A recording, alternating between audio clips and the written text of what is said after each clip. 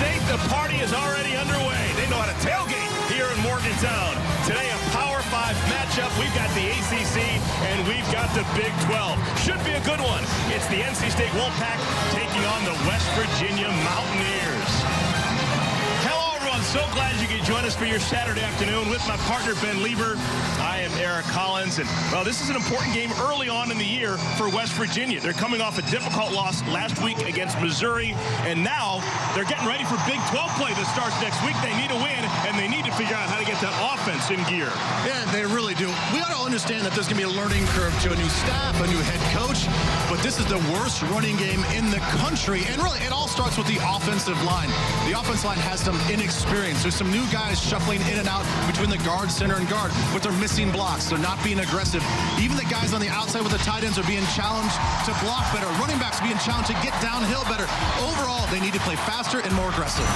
Well, for the NC State Wolfpack, some people thought this would be a rebuilding year. They lost their quarterback, Ryan Finley, from a year ago to the NFL, but maybe not so much. They're off to a sterling 2-0 start, and offensively, they're really doing it in all facets. They're doing all facets. A very balanced football team. And I talk about that aggression that West Virginia is lacking. Well, not so much with NC State. It starts with their offensive line as well. They've got more experience, especially on the right side, and they are reestablishing the line of scrimmage. They're making full speed mistakes, and they have 4 running backs in the back end that can hit you in a variety of different ways. So really, in the pass game, it's all about picking up first downs, grinding out the clock. Let's do it. This is going to be fun. Power 5 football from Morgantown, West Virginia. The excitement is mounting in the Mountain State. We've got the Wolfpack. We've got the Mountaineers. Kickoff when we come back.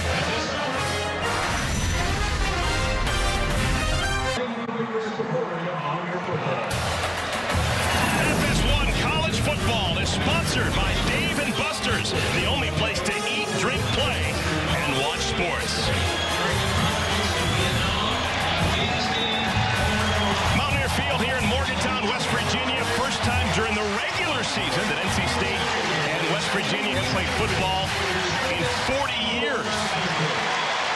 Here's Dave Doran, now in year number 7.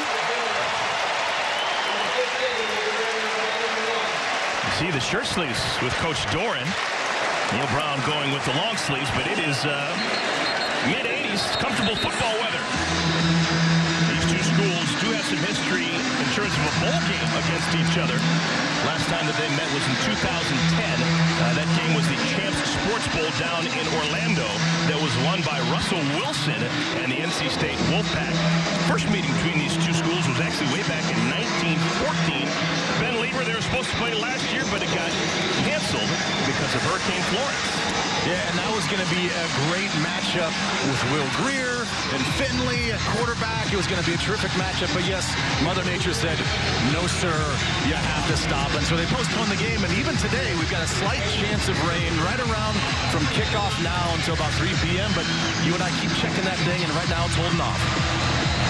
West Virginia won the coin toss. They decided to defer to the second half. So West Virginia kicks off.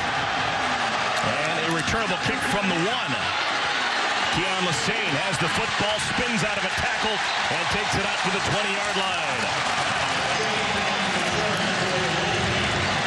North Carolina State, fantastic early on. You got to question the competition, possibly. They beat East Carolina 34-6. They beat Western Carolina 41-0. But that means that first-year quarterback Matthew McKay, a perfect 2-0. Yeah, he's looked really good. You know, we talked about the balance with the offense and the open, about their being able to run the football. They don't have to ask him to do too much. Do improvements need to be made? For sure. You know, his deep ball's a little bit inaccurate, but they like what he's doing right now, controlling the offense, picking up first downs. Very poised player for only his 3rd start. And a bit of an attaboy for Zonovan Bam Knight. He's going to start for the first time. A flag comes down before the play is even snapped. We had a flag down. This is a null play.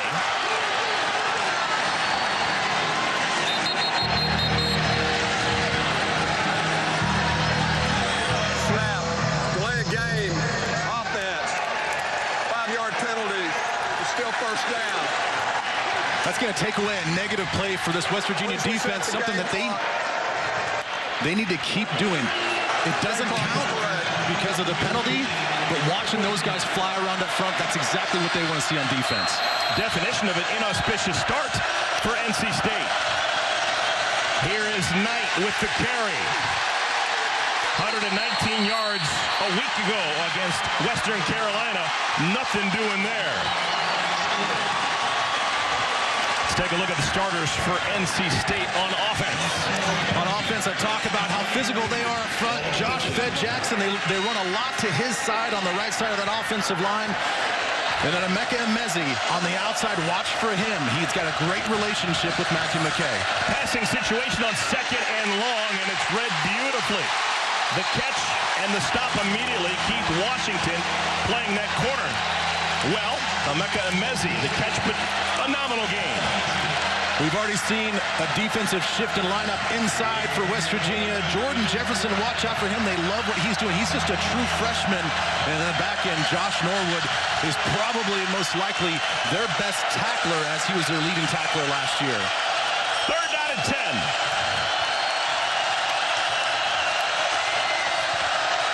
Four-man rush, trying to get it to Carter, incomplete. And a flag is down. 2 flags in the backfield. Roughing the passer, number 91, defense, 15-yard penalty, first down. Reuben Jones, 5th-year senior, should have known better. That's going to keep NC State's offense on the field. This defense is flying around hot, and Reuben Jones gets in as a pass rushing specialist. And he just does a quick swim on the inside. Then you saw the ball delivered, an extra step taken, and a little shot on the quarterback. Obviously, you don't want to have that penalty. That is a dumb penalty to have in this situation. But this defense, for once, this season looks juiced up. They look ready to go, and they're flying around going downhill.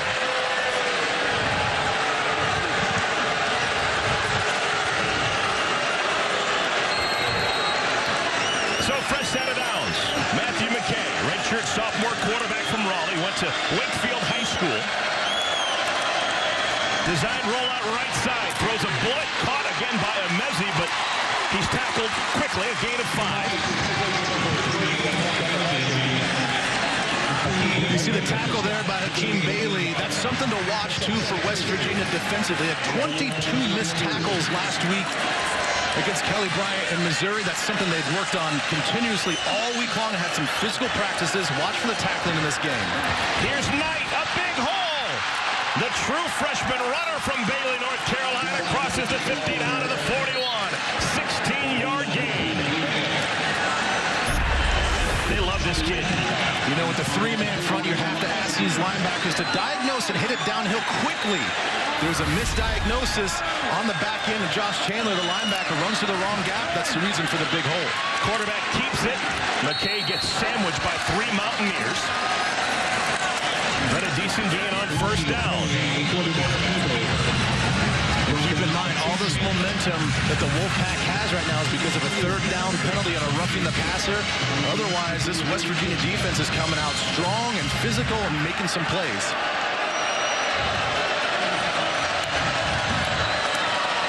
Quick hitter over the middle, looking for Thayer Thomas, and it's incomplete. Thomas has been a nice security blanket for McKay early on in the year. They're actually roommates. Live off campus in Raleigh. So it's now 3rd down and 6.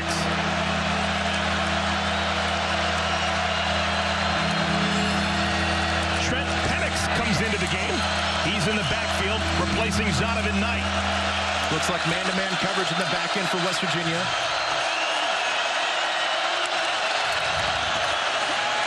McKay at the sticks. Pass is complete. Emezi. And it's a first down. James will move inside the 30. Pickup of 8. A little too much ground given by Josh Norwood. It was a man-to-man situation. We'll take a look at the protection. Just a 4-man rush. And a linebacker spying the running back. He had plenty of time to deliver that football, and it was just a nice route. A really crisp comeback route by Emezi is the reason he got that separation. 2 tight ends in the game for North Carolina State. McKay looking for the home run ball. Nobody home.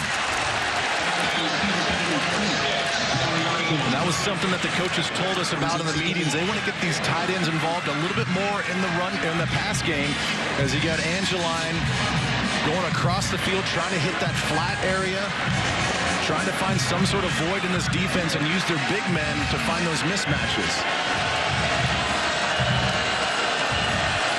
Second down.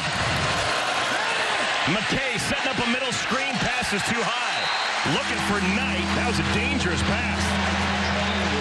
Dangerous pass, but they had the numbers. There's 3 white jerseys out there to block. An errant throw over the top, and only Josh Norwood, number 4, was in the vicinity to make a play. Look at all those jerseys. You get that one block, very possible that thing gets taken to the house. Wolfpack on the outskirts of field goal range right now. Third down at 10.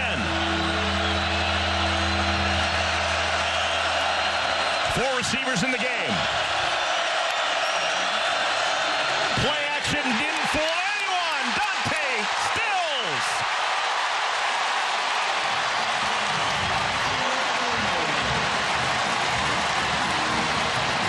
This Mountaineer defense stepping up. Watch Dante Stills on the bottom of your screen. Just a missed assignment on the offensive line. It was a fan protection. They turned out, but he didn't even get his hands on him. But you need to make those plays if you're Dante Stills. Didn't have a great game last week against Missouri. Got challenged, and he's been flying around today. Chris Dunn has been fantastic. And this one, not enough leg from 51. That's his first miss of the year. He had made 19 in a row dating back to last year. So a whole bunch of nothing for Dave Doran's Wolfpack. Mountaineers have the ball when we come back. Promising drive fizzle out, and now it's West Virginia football. West Virginia's quarterback, Austin Kendall, the story's been told. He comes from a great pedigree. Played last couple of years at Oklahoma. He was the backup to a couple of Heisman Trophy Award winners in Baker Mayfield and Kyler Murray. Well, he definitely got some good experience, not only just watching how quarterbacking can be played, but also leadership styles. We talked to him about that as well. West Virginia starts on the ground. Alex Sinkfield gets the first carry. Versatile sophomore. That's something that's going to be so important for West Virginia. Can they run the football? Can they help out Austin Kendall?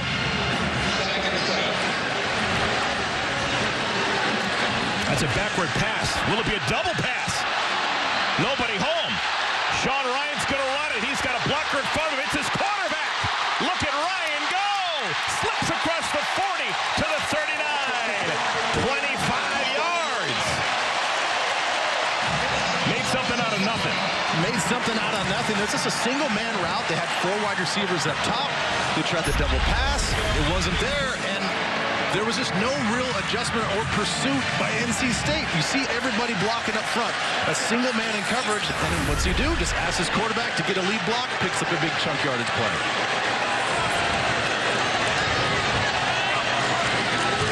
Little speed sweep. This is Winston Wright.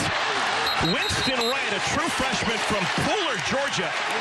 This is astounding. He didn't even make the trip last week, Ben Lieber, out to Columbia, Missouri. Was that far down in the depth chart, but he's getting first quarter burn today. Well, that's what happens when you have a new staff. Fresh eyes, gives everybody a fresh look, and they said he's impressive all through spring and camp. Second down and 3. Sinkfield still the lone runner behind Kendall.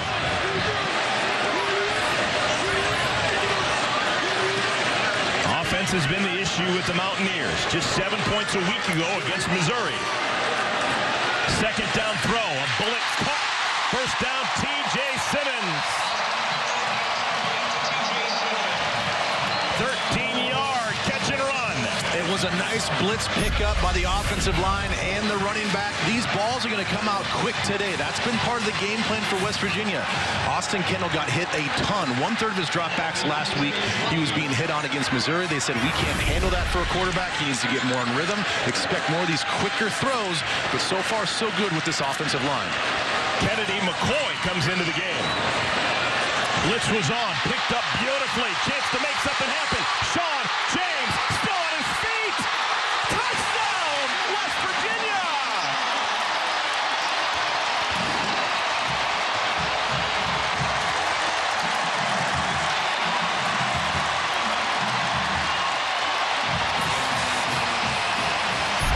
How about that this offensive line. Watch 68 right there. He's starting for the first time. A freshman, Bryson Mays, gets the lead block out on the edge. And then from there, it was all just effort from Sam James. Missed tackles, but look at that determination and effort to get this ball in the end zone and turn this crowd around, keeping the energy up in this stadium. Sudden Sam James makes it a 6-0 lead for the Mountaineers. Evan Staley comes on for the extra point.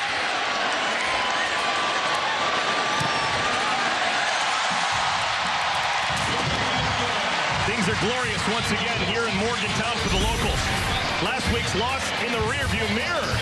Sam James gives West Virginia a 7-0 lead on NC State.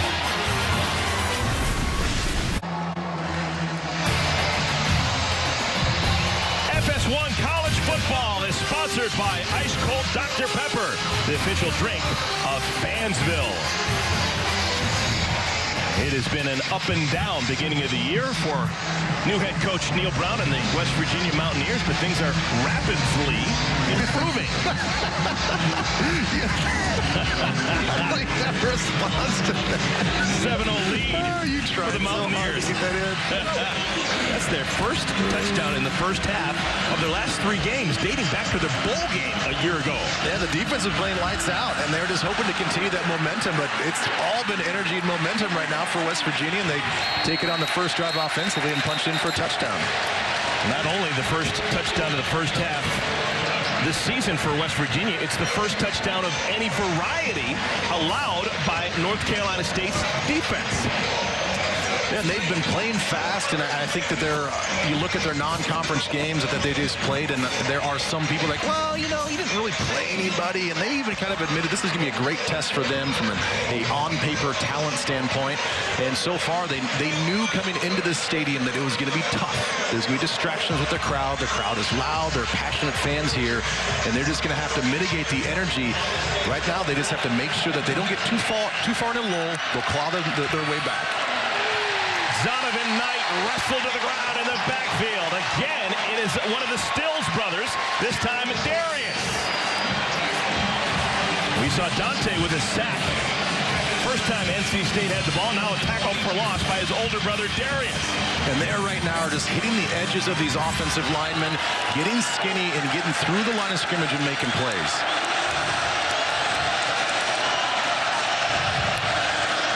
Receivers in the game on 2nd and 13. McKay wants a bunch looking for Thomas, who got drilled. That'll be a flag, no doubt about it. Josh Norwood should have known better. There are 3 flags right where that hit was made. Yeah, that's a pretty easy call. We could even hear that helmet-to-helmet contact all the way up here. It's an overthrow. He's deep center field. This is his ball to make a play on, but you have to lower your eyes and lower your target. And look how late that is. Dead ball, personal foul with targeting. Number 4 on the defense. That play is under further review. This is hugely important for Neil Brown and West Virginia because that secondary for West Virginia is really thin. They go literally 1 deep. All the backups at corner and safety are true freshmen. Yeah, they've talked about the depth issues across the board, not just on defense in the secondary, but all on offense, offensive line, even at receiver. And I think that this will be a pretty easy discussion and review. I think you have all the indicators that you're looking for as far as targeting goes. You see the dip of the head, even crown of the helmet, right in the face mask. There's clear intent there as well. So one of these young freshmen are going to have to step up in the back end and replace Josh Norwood. Jeff Flanagan consulting. Yeah, the true backup for Josh Norwood is Kerry Martin, 18-year-old true freshman from Charleston, West Virginia. His afternoon may change dramatically. After review, the ruling of targeting is confirmed. Number 4 is disqualified. Stiff penalty. But it's a rule. It has been for years now. Josh Norwood is done for the day. Well, and we talked to Vic Coney, the defensive coordinator, yesterday, and he said, we want our guys on defense. You see the targeting, you see it clear, all the indicators confirm that that's targeting. Josh Norwood is going to be out of the game. But he talked about, we want guys to make full-speed mistakes on defense. We don't care about making mistakes. But there is a fine line between playing fast and not playing smart. Gary Martin wears number 15. He comes into the game replacing Norwood at one of the safety spots. Number 6-6 offense. 5-yard penalty. Still first down. Josh Fed Jackson, the false start. That could be one of those things where you got your most dominant run blocker, most likely a run call was called, and he has weight just on his on the front of his toes a little bit too much. Play fake tonight. Quick hitter out to Devin Carter. Redshirt freshman Carter gets back to the loss of the penalty and then some. It's a pickup of 10. So I imagine right now that they're going to pick their spots to go after the young backup that has to come in for Josh Norwood. Right now, just kind of play your scheme and then find a shot in time to go over the top. Knight breaks that first wall, spins out of a tackle, still on his feet. Knight down to the 32. Hakeem Bailey with the tackle, but 26 more yards for Knight. Well, this is just his style of game. He gets vertical, he gets downhill, he's decisive, and then watch all of the blocks or the tackles that he breaks. One there, one there, one there, and finally he gets tripped up. Knight catching a blow. He's replaced by Ricky Person. Person, another pup in the backfield. He is a sophomore. We expect to see Jordan Houston, a true freshman. So a lot of youth running the football for NC State. Person down to the 30.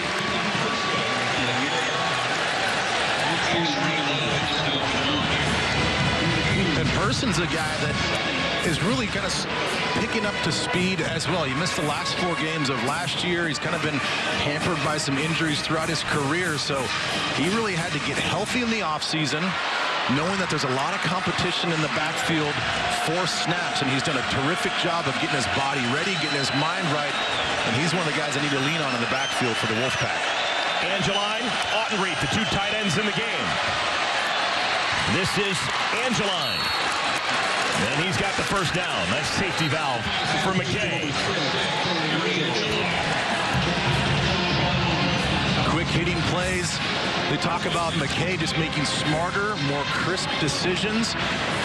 They said last week he just sometimes is not seeing the easy throws. They need to get him more comfortable with just making the easy throws and moving the chains like that.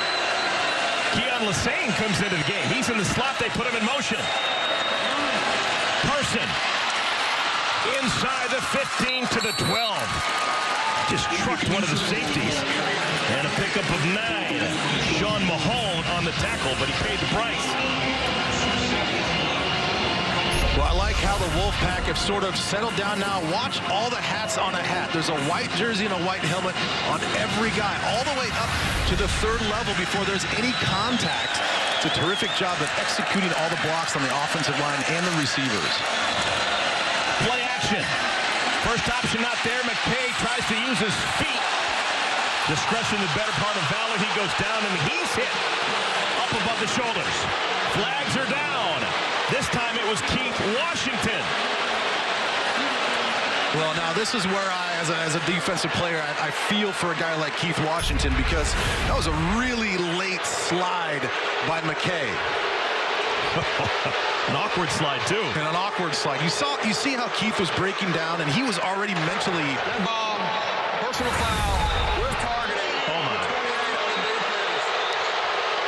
Penalty 15 yards. That play is under further review. All right, Ben Lieber, rules are rules. We understand what targeting is. As a defender, what could Keith Washington have done to avoid that? Basically just stop and wait for the quarterback to make a move. You know, with my eyes watching it, it looked like Keith Washington was breaking down, putting himself in a good body position to make a tackle. He didn't know that the quarterback was going to lay it down like that. And, you know, that's a hard thing to do for defensive players. And we're going to take a look at this targeting here on Keith Washington when we come back.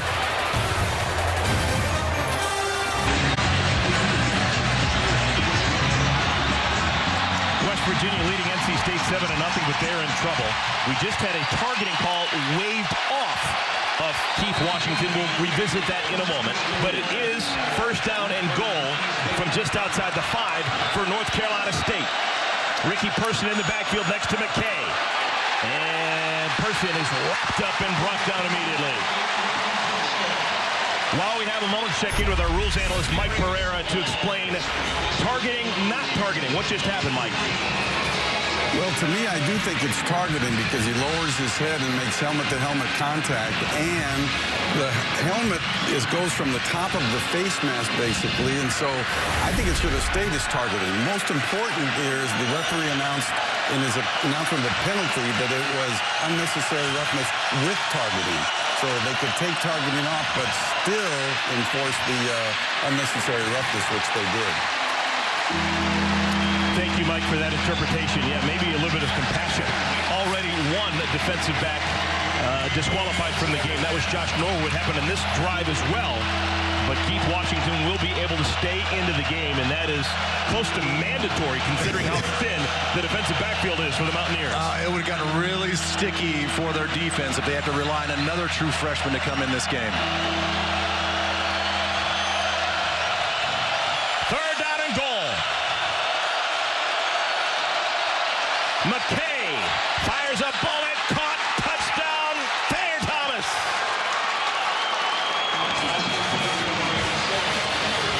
Wolfpack wanted to improve on third down. They just did. They're an extra point away from tying things up. Wait, no, this was an issue last week against Missouri for this West Virginia defense. Don't back up into the end zone. When you've got coverage on a guy, whether it's man-to-man or you're playing a zone, don't put your heels 2 or 3 yards in the end zone because all they're going to do is stop, turn around, come back to the football, and you're in. So those are the type of little things that are driving Vic Coney little nuts on defense right now, just making common sense mistakes. Christopher Dunn is true. No surprise there. He's made 61 straight extra points. We're knotted at 7 in Morgantown.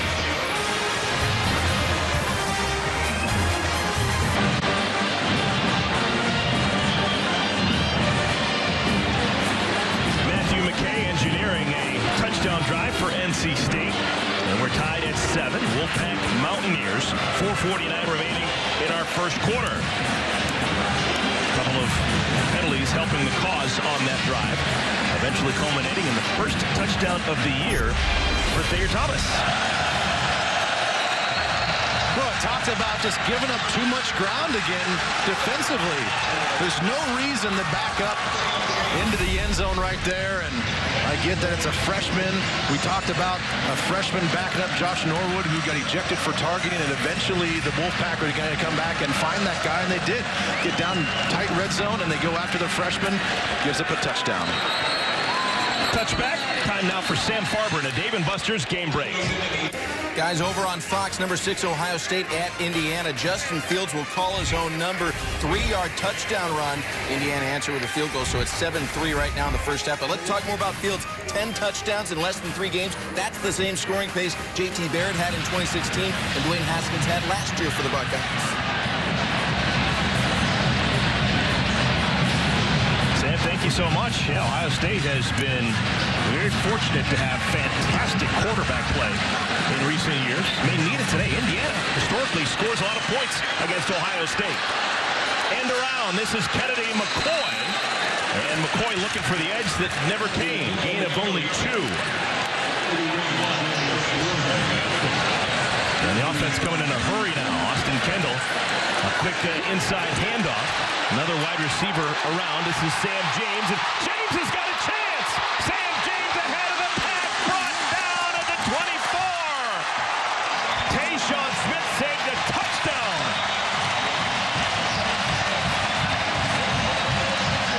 James just took off down that sideline. Watch 53 McKivitz right here take out 2 guys with 1 block. Kendall now, running out of time, has to just throw it away. This This offense has gone on warp speed here on this drive. How quickly they're getting plays off. Oh, yeah. They come back from a break, and they've got a few plays right in their back pocket. They know exactly, all right, we're going to run this little perimeter play. We're going to come right back and run another one. We're going to come right back and run another one. The defense couldn't even get lined up, and West Virginia takes advantage. And then they come out with a two-man route passing play. They don't even give their quarterback a chance to make a play on that particular play.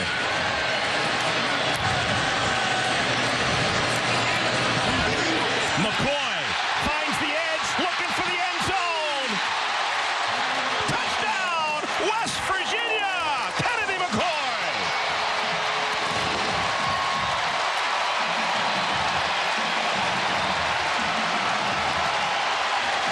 Where has this offense been for West Virginia?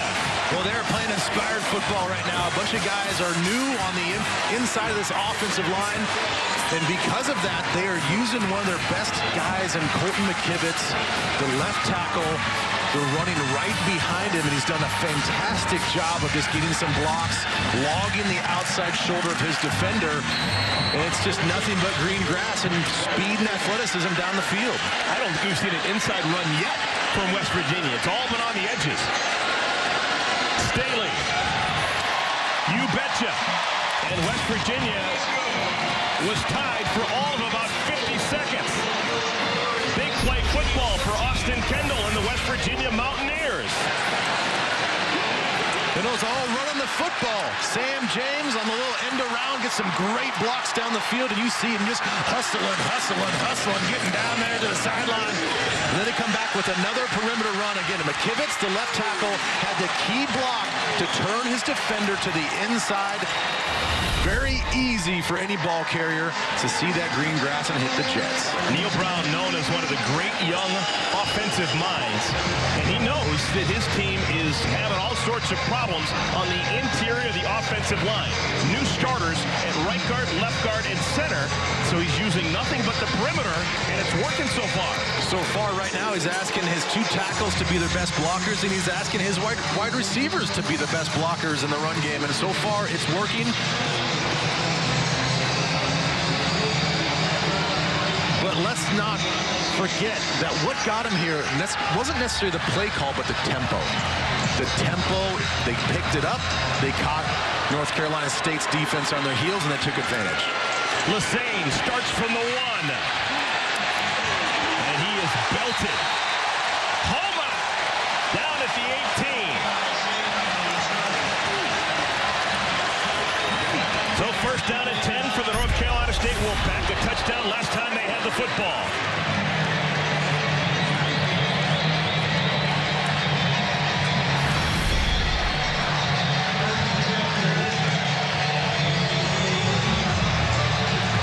So West Virginia's defense, just like when I talk about tempo for West Virginia on offense, they're playing good football right now. They just need to stop the penalties. Each one of these scoring drives for North Carolina State have been just because of extended plays and extended drives based off of penalties. And NC State's going to have to call a timeout. That was unusual.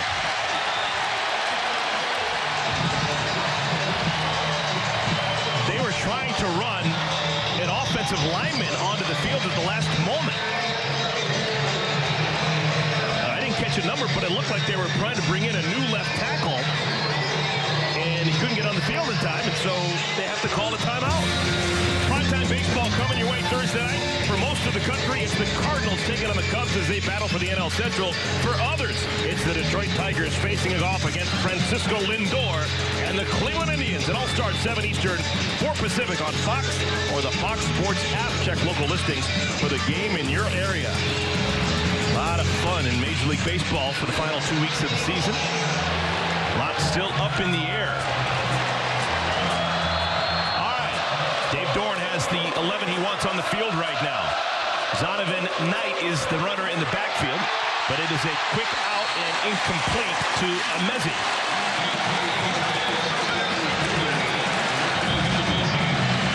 Amezi may have had something there too. Defensively, they're playing way off, about 5 to 8 yards when that ball was thrown. Makes a clean catch, very possible. All you got to do is make one guy miss, and who knows what happens after that.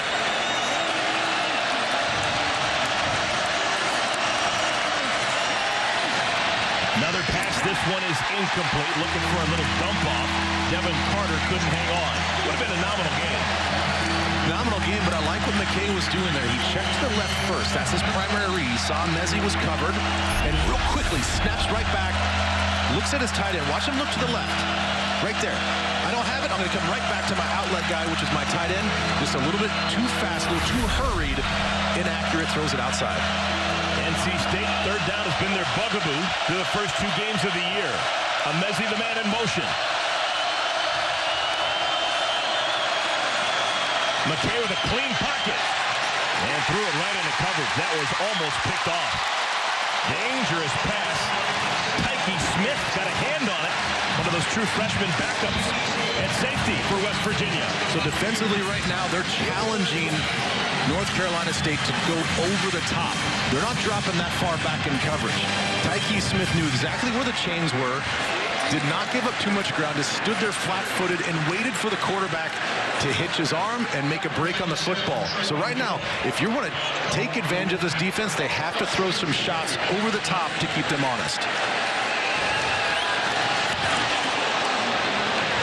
Alex Sinkfield has to retreat all the way back to the 21. And he's tackled after a 5-yard gain, and a flag comes in late. 61-yard punt, 5-yard return, and a pending flag.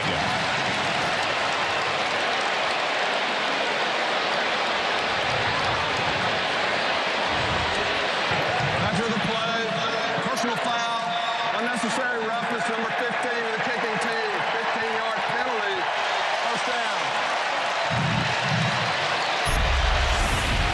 Calvin Hart called for the penalty.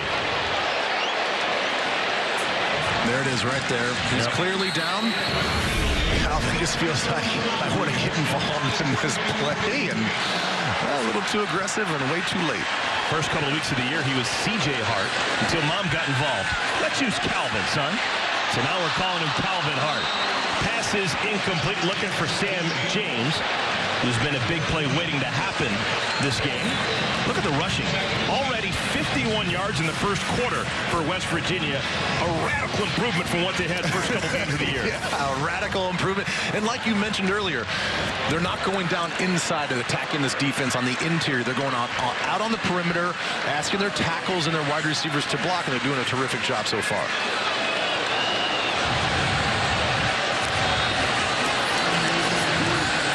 Set up the middle screen too high. Sam James had it slide off the fingertips. Well, Austin Kendall, that's 2 plays in a row that he's overthrown the football, and that's, as a defense, you love to see that. Obviously, offensively, you don't like to see that because it's tips and overthrows. That's where a lot of interceptions happen. If you're going to miss, I'd rather have you miss going into the ground than over the top. Michael Laughlin comes in at one of the tight end spots. They put him in the slot, now in motion. He's in the block. Kendall, pocket collapses, and he goes down. Isaiah Moore and company with the sack, and the punt team will have to come on. Well, they dial up a man pressure. They got man coverage in the back end, and watch all these white jerseys. They're just moving, a slant, a little stunt. They bring extra linebackers, just too much to handle for this offensive line. Again, they've got some new faces on this West Virginia offensive line. They're asking those guys on third down now to communicate, move their feet, protect, and sustain blocks. They couldn't do it on that play. Josh Grodin to punt it away.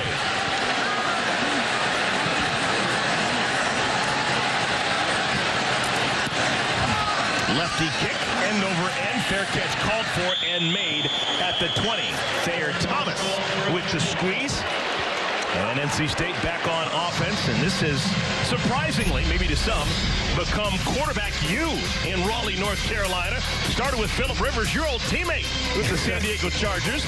Russell Wilson didn't finish his career in Raleigh. Went to Madison, Wisconsin, won some games there. Mike Glennon. And then recent vintage. Of course, last year, Ryan Finley now in Cincinnati. And now that gives way to Matthew McKay. So not too much expectations for Matthew McKay. No pressure. No pressure. You know, we've just got some really good quarterbacks that have gone through a program that are playing in the NFL, and so a couple of them are two superstars. But, you know, just go play your game.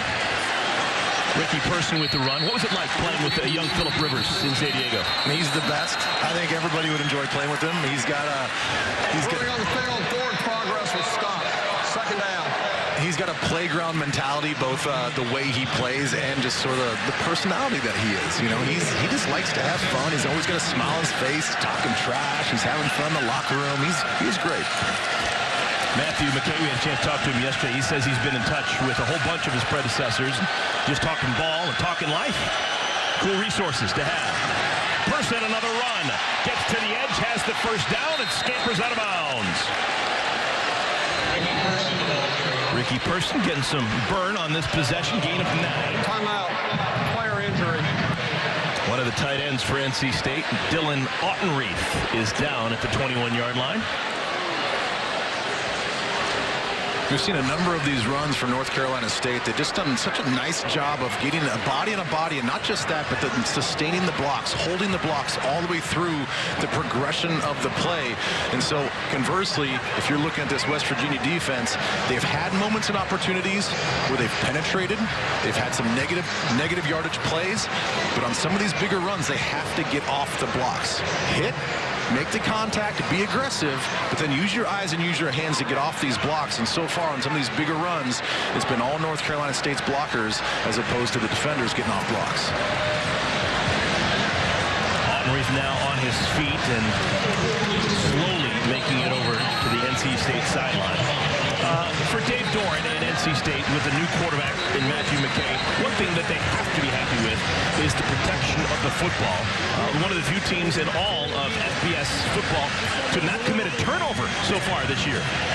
Well, yeah, when you run the football as well as they have, and they have a ball control passing game, they really haven't had an opportunity offensively to throw into tight windows and make some risky throws. So they're clearly happy about that, and we have a penalty right here on Dante Stills as he jumps off sides and makes contact with the offensive lineman. Offside. Number 55. Defense. 5-yard penalty. First down. Dante Stills, brothers Darius Stills, both on that front wall for West Virginia, but with the penalty, Dante has to come out.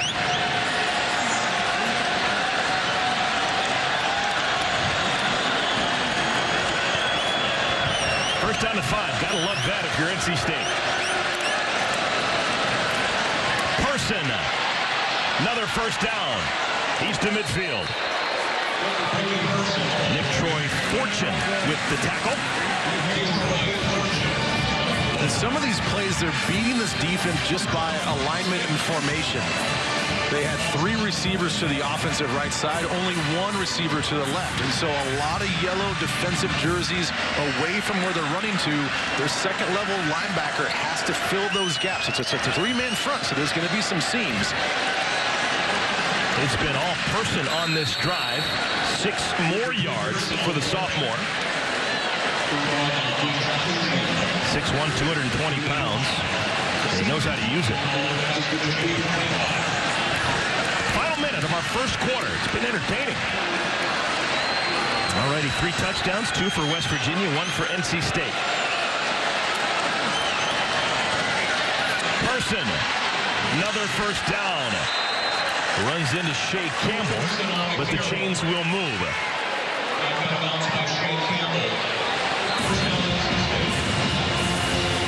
Depends on what NC State wants to do, but that could be the final play of the first quarter. Clock is marching down to 15. It looks like they're trying to get up to the line to get one more play, maybe not. Nope, look to the sideline, let this thing run out. So both sides putting their best foot forward in our first 15 minutes. West Virginia coming off a loss a week ago against Missouri, playing real well. They've got their confidence back, playing with some swagger. Through 15 minutes, 14-7, West Virginia over NC State. Marvelous, Mike Hill. Thank you so much. We've got an informed opinion here. Ben Lieber, you saw Iowa State earlier this season. Your thoughts on the Cyhawk? Well, it's a huge thing for college football, and it's a huge thing for the state. I think when I look at this game, it's going to be all about explosive passing plays. Whoever can be explosive in the passing game. Brock Purdy was very conservative in the game that we called against Northern Iowa. That's something that they're going to have to revamp and look at when they look at this game. They got to get the ball downfield a little bit more. NC State begins our second quarter with a pass to Jordan Houston. First time the Houstons touched the ball in today's game. Like Zonovan Knight, true freshman running back. Second down and 7. For the most part, this drive has been all courtesy of Ricky Person in the backfield. Now full house backfield with Houston, the deep man. They put him in motion. Option football. McKay keeps it. And it'll bring up third down and manageable. Hey, they show that little diamond look. They send the running back in motion. They sort of fake the speed option to the left and come back to the right, trying to get the linebackers and the safeties to bite a little bit, sort of like a play-action feel in the pass game. You see how you kind of look to the left, goes back to the right, but West Virginia's defense wasn't fooled at all. McKay and NC State 2 for 4 on third down conversions. Line to get to the 28. Caught Amezi. First down. When in doubt, go to the man you trust. Emeka Amezi, junior from Waxhaw, North Carolina. But once again, you got to do a better job of knowing where the sticks are, not giving up so much ground. Already 4 catches for Amezi. To the end zone. Amezi's out of bounds. Oh, would have been an absolute star hanger, but Amezi couldn't keep a foot in bounds. And Amezi got lucky there because right before that ball was delivered, he gave a nice push off to the defender in the corner. It had great coverage. Substitution. Defense. Player came on during the play. 5-yard penalty. Still first down. NC State catching West Virginia unawares defensively. Well, all these drives, you had the missed field goal, but they did drive down before the scoring drive. So it was a missed field goal, then an actual touchdown scoring drive. We'll take a look at this pass right here. You see the player running off the field. Got a glimpse of that push-off I was talking about. Houston pushed out of bounds shy of the marker. But every one of these drives have been aided by defensive penalties. You know, they're playing decent football for West Virginia defensively, but critical situations, they just keep making mistakes.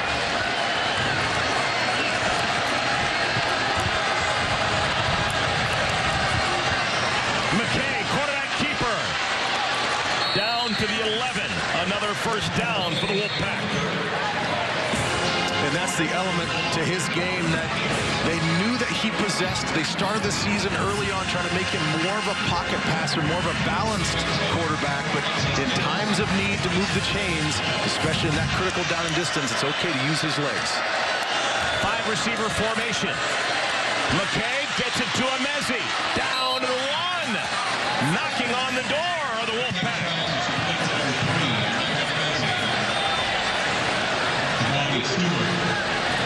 Just working on the nickel. Giovanni Stewart, they call that position the spear. It's nothing more than just a nickel back. Giovanni Stewart drawing the tough coverage against Amezi, who's been the favorite target right now for McKay. NC State will have 4 cracks from the 1. Chance to tie it up. Houston, touchdown. Should have been that easy. Jordan Houston, second touchdown of the year. We're an extra point away from a tie ball game. Well, just some demolishing blocks on the front side of that play. Take a look on the bottom of your screen. Watch it, just boom. He just grabbed him. That's Ike Awanu, the freshman left tackle from Charlotte. Just grabs him and manhandles him and throws him to the ground and made a soft corner for the running back. Pride of Providence Day. Up and through.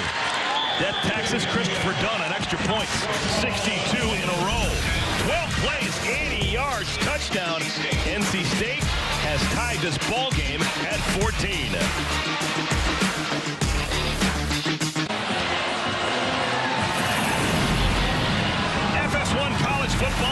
Sponsored by Dave & Buster's, the only place to eat, drink, play, and watch sports.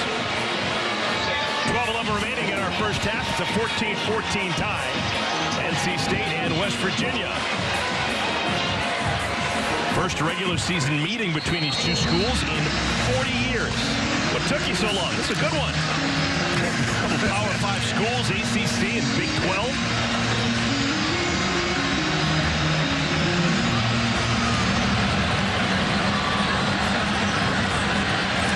And an ambitious run out.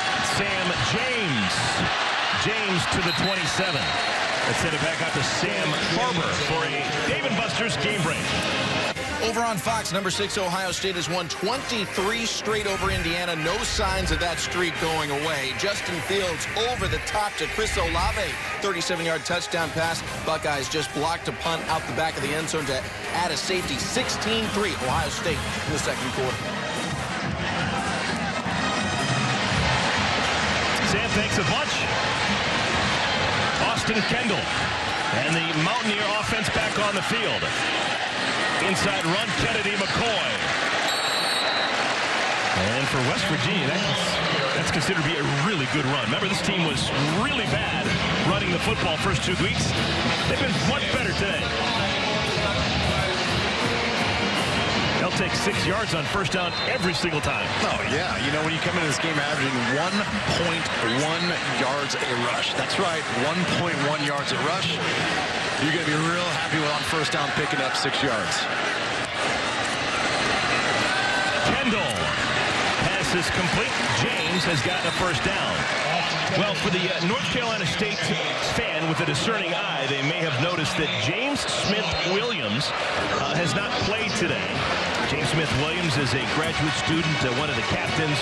Very important cog defensively in what they're doing. He is not in uniform today.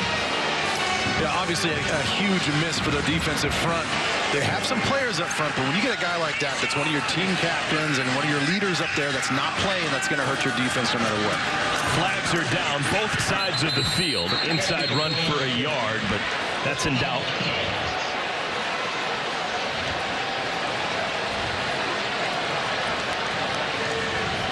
Procedural, it'll cost 5 yards.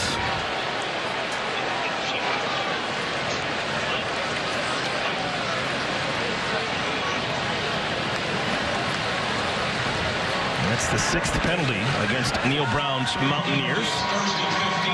Into the game, getting some playing time here in the first half for NC State. True freshman linebacker. Formation, offense, 5 players in the backfield.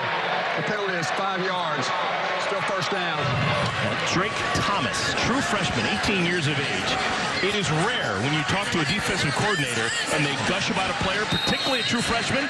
Dave Huxtable gushed about Drake Thomas when we talked to him yesterday. Yeah, he absolutely did. He said he's mature, he's smart. You know, he used that term. Being a football player, he just loves the game. He's like, I can't say enough great things about this guy. And for, you know, a freshman out of Wake Forest, North Carolina to come in and impress a guy like Huxtable, who's had a lot of great players come through, that's got to mean a lot. Ben, as a former linebacker at Kansas State, how difficult is this transition from a high school linebacker to a Power 5 linebacker? Oh, it's huge. You know, from my experience, I didn't know football. Like, I didn't know, you know, where I was supposed to line up and where guys behind me were counting on me to be and how to fit off defensive linemen. Didn't understand any of that. For him mentally to come in and figure out, it's very impressive. Winston Wright, that's the second time he's had a little pop screen. He just flipped the true freshman football, and he tries to get the edge. It's going to bring up 3rd down and 6. Yeah, we get a wholesale change for the Wolfpack defensively. There's been a little bit of tempo that's been used by the Mountaineers throughout this game, but this particular drive, they are slowing things down a bit. They're getting up to the line. Austin Kendall's getting a call from the sideline, then communicating, so getting a little bit of a breather and a chance to sub in some guys defensively. It's actually 3rd down and 8. Kendall, dump off. Crossing route, Sean Ryan can't get to the marker. That speedy defense led by Tayshawn Smith, making a tackle well short of the line to gain. And the punt team will have to come on for West Virginia. Yeah, there was just nothing there offensively. NC State only rushed 3 guys, which means they're dropping 8 in coverage. Everybody's stayed in a short, shallow zone, so the crossing routes, all those things, any sort of pick play was not going to happen. There's just no room to run after the catch. Josh Groden to punt it away.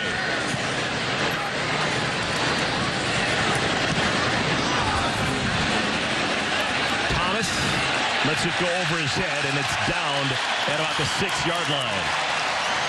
Nice punt coverage. NC State will have the football when we return to Morgantown.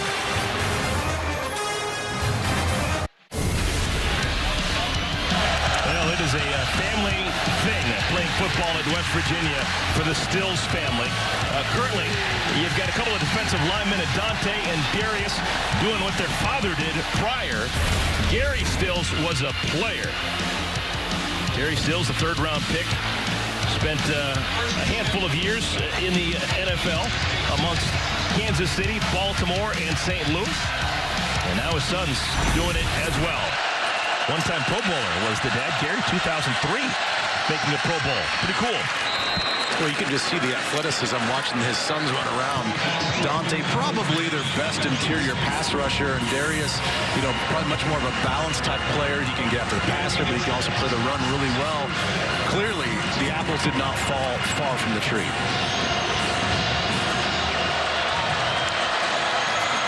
NC State a touchdown last time they had it. This time almost a pick 6. That was Keith Washington. He had diagnosed it beautifully. He had about 15 yards of green grass being in the end zone. I think he just thought that ball was going to come out much more hot with velocity because he had a tremendous break. It was a perfect break. And then it's like he made the decision to knock that ball down before the ball got there. If he had to do it all over again, that was a pick 6 written all over it. Matt McKay has never thrown an interception as a college player. Across the middle, incomplete. Looking for the tight end, Angeline. So a critical 3 and out for West Virginia defensively. They pinned NC State inside their 10, and now we're going to get the ball back within 2 minutes. And what didn't they do on that drive? Commit a penalty defensively. You play clean football, you play downhill and play aggressive, good things are going to happen. Trenton Gill will punt it away. Starts in the end zone.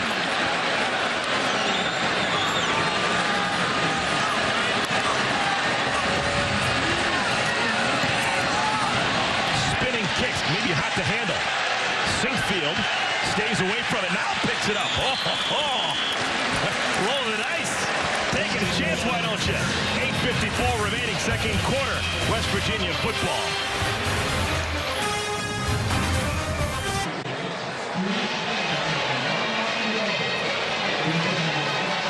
We're tied at 14, NC State and West Virginia. Before NFL games kick off tomorrow on Fox, download the Fox Sports Super 6 app and play Super 6 NFL Sunday for free for a chance to win $250,000 of Terry Bradshaw's money. Terry Bradshaw's money probably is no good here in Morgantown. We're about 80 miles away from Pittsburgh. Greatest quarterback in the history of Pittsburgh Steeler football. Terry Bradshaw. Just giving away money. There he is. He can throw it. Looking to throw it, Austin Kendall. Dumps it out, Winston Wright. They featured him here in the first half. Remember, he didn't even make the trip to Columbia, Missouri a week ago. Was that far down the depth chart, but a good week in practice. He impressed, and now he's in uniform. True freshman. Pooler, Georgia. Well, I got to say, what a great tackle by Tanner Engel. He's the guy in the back end that sort of he's their spark plug. He's the guy that makes that whole defense go. He's going to light everybody up with a big, hard tackle, but that was a nice, clean, open field tackle. Great technique. Loss of 4. Now 2nd and 14 across the middle. This is James. He's the security blanket for Austin Kendall. Another 16 yards for Sam James. Well, the guy I was talking about was Tanner Engel, and that's the guy that they go after. On the left side of your screen, he's the safety that's going to bite on that play action that opens up that window. They understand he's an aggressive player, and they're going to take advantage when they can. They fake it to Letty Brown, who checks into the game. And this is Wright again, second catch of this drive. Letty Brown in the game is a big story for West Virginia. Letty Brown is playing in his first game of the year. Sophomore from Philadelphia is kind of a combo back. He's got speed, he's got power. But with the rushing attack being such a problem the first 2 weeks, they thought that maybe getting Brown back would help the cause. Well, it's his ability just to get downhill and get vertical and break tackles. And, you know, when their offensive line's giving up so much penetration, they're looking for guys that can break tackles and make something out of nothing. May have been a broken play. Looked like Kendall was looking for a guy coming through that never came, has to throw it away. Yeah, it really was a broken play, and now the crowd wants a pass interference as he tried to dump that off to Letty Brown on a little creative, just impromptu wheel route. The defender got in the way as the ball's being thrown. We'll take a look at sort of the discombobulation. No fake. And you'll see Letty Brown coming out on a wheel route. Tries to dump it over the top. A little bit of contact, but I think it's a good no call by the officials. Third down at 7. Randy Fields comes into the game, one of the wide receivers. Redshirt freshman receiver wearing number 86.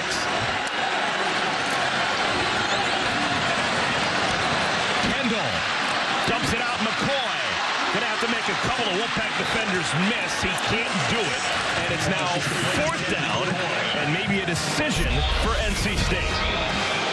Well, really, this was just a misread. Watch the block.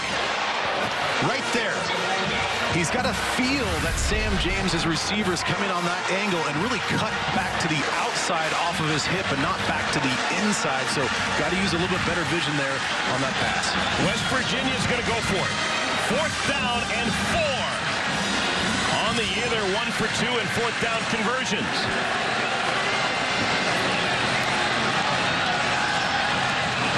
Clock's down to 6, and I think they're going to either call a timeout or take the penalty. They might just take the penalty to give a little bit more room. Timeout. Nope. West Virginia. First charge timeout. All right, so a timeout. We'll have a 4th down decision for the Mountaineers when we return.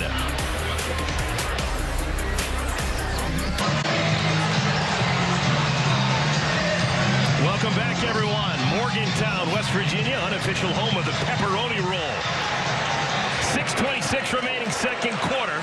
Tie ball game. It's 4th down and 4, and the Mountaineers are going to go for it, Ben Lieber. Well, I like the aggression. I like the call, but, you know, so far, every time they get in these, like, shorter down and distances, if they're going to pass, North Carolina State just kind of packs the middle of the field with the zone coverage, and they haven't been successful for West Virginia. So curious to see what they do here. It would be a 55-yard field goal. Right to man in motion.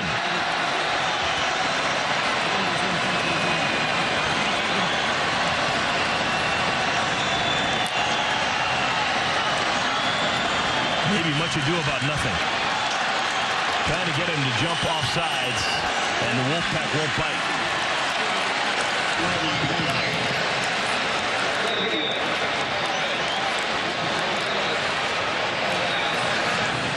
Sound and fury signifying nothing. So it'll be a punt situation. Yeah, they clearly thought that 55 yards was out of the range of the field goal kicker. So they try to catch these guys defensively off guard, and they just they were smart, held their water, as we like to call defense, to say water, water, water. Everybody hold your water. Don't jump off sides. Watch the ball.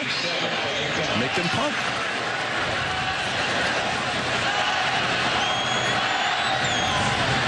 Broden's already dropped 1 punt inside the 10. Can he do it twice? Yes. Sayer Thomas, the fair catch. And NC State will start at the 8-yard line. Now, 3 great matchups coming your way later today. Starting 4 o'clock Eastern, Fox and FS1. First, you got Arizona State taking on the 18th-ranked Spartans of Michigan State. And then you got the battle for the Cy-Hawk Trophy. Iowa taking on Iowa State. Later tonight at 8 o'clock Eastern on Fox, Jalen Hurts keeps on keeping on. The number 5-ranked Oklahoma Sooners are going to take on UCLA. How about Jalen Hurts? Whew. I tell you what, everybody thought, oh, well, how's he going to fit in that system? I mean, they want more of a pure passer in that system, and he's got to be more of a pocket guy. And, man, he is just lighting everything up on fire right now, doing it with his legs, doing it with his arms. Man, that guy is, he's impressive. He's impressive. He's proven a lot of people wrong. All knotted at 14. NC State gonna pass on first down. McKay, he's got the tight end Angeline, and that'll get him out close to midfield. Gutsy play call. Throwing from the end zone, and it's a pickup of 40. They guessed right. West Virginia brings a middle blitz. They totally vacate the middle part of the field. It's picked up nicely to allow all the time and get Angeline down the middle of the field in that seam. Nicely thrown ball, great execution. McKay gets it out to Person. That'll be a no-gain play. McKay was dropped on the pass, and Person was dropped right when he got back to the line of scrimmage. Nice tackle by Giovanni Stewart. Again, a lot of missed tackles last week. We talked to Keith Washington yesterday, the corner, saying, and he said this is the 2 most physical practices that we've had since camp, just because of the missed tackles. They had to get back to the fundamentals. McKay keeps it, and McKay powers inside the 40. 14 more yards for the sophomore quarterback. Well, he just faked everybody out. I don't think even the guys on the defensive right side even realized that he had the ball until he was basically running past them. There's the drive chart for NC State. Up, down, right? On the teeter-totter. If form holds, this should be a scoring drive for NC State. Houston, the man deep in the backfield. They give it to him. And Houston is tackled. Shea Campbell.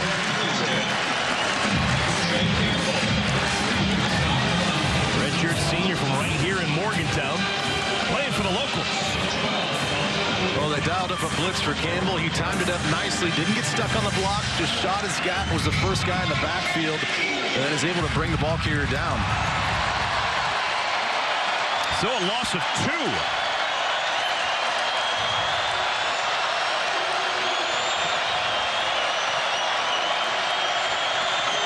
Four-man rush.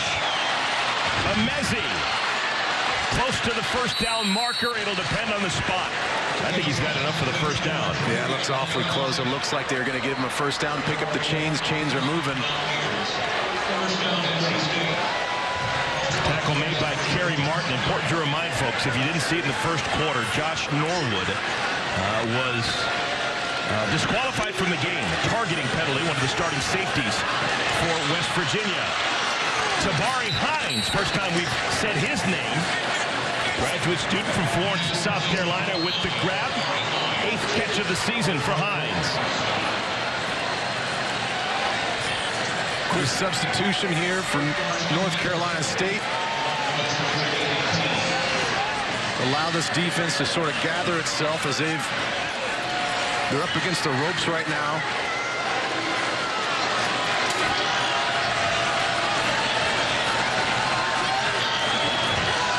Thomas, maybe a double pass. Has a man open in the end zone. Touchdown! Angeline! Thayer Thomas to carry Angeline. And NC State on top. They got him. It's just eye discipline. If you have a guy, it doesn't matter what's happening. You have to keep your eyes on your man. They see the pass out to the left side. They think that, oh, I'm just going to go in pursuit, but you can't forget your own guy in coverage, and Angeline sneaks back in the back of the end zone for the touchdown. And a flag down. The kick is waved off.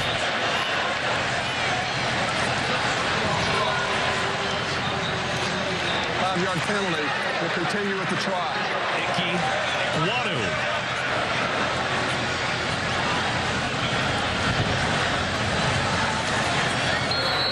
So the extra point will be spotted down at the 15, so technically the equivalent of a 25-yard field goal. Christopher Dunn has made 62 consecutive extra points. Did I say 62? I meant 63. Nailed it. And NC State with a 7-point lead, 21-14 our score. Well, it's the double pass out to the outside. Everybody forgets about Angeline, the tight end, who's lined up in the core of the formation, and he just patiently sneaks back behind the defense, gets himself an easy touchdown. Thayer Thomas, a true renaissance man. He is multi-talented, could do everything. You just saw him catch a pass a moment ago. You've seen him throw a pass. Football's not his only sport. The story's been told. This guy is a significant baseball prospect. He was drafted in the 33rd round by the Boston Red Sox coming out of high school. Spent some time last spring on the NC State Wolfpack baseball team. Pretty cool. I wish I was athletic like that. That'd be nice to be at. What, you have 10 years in the NFL? Yeah, but I couldn't play baseball. I couldn't be a two-sport athlete. Certainly not at Division I level.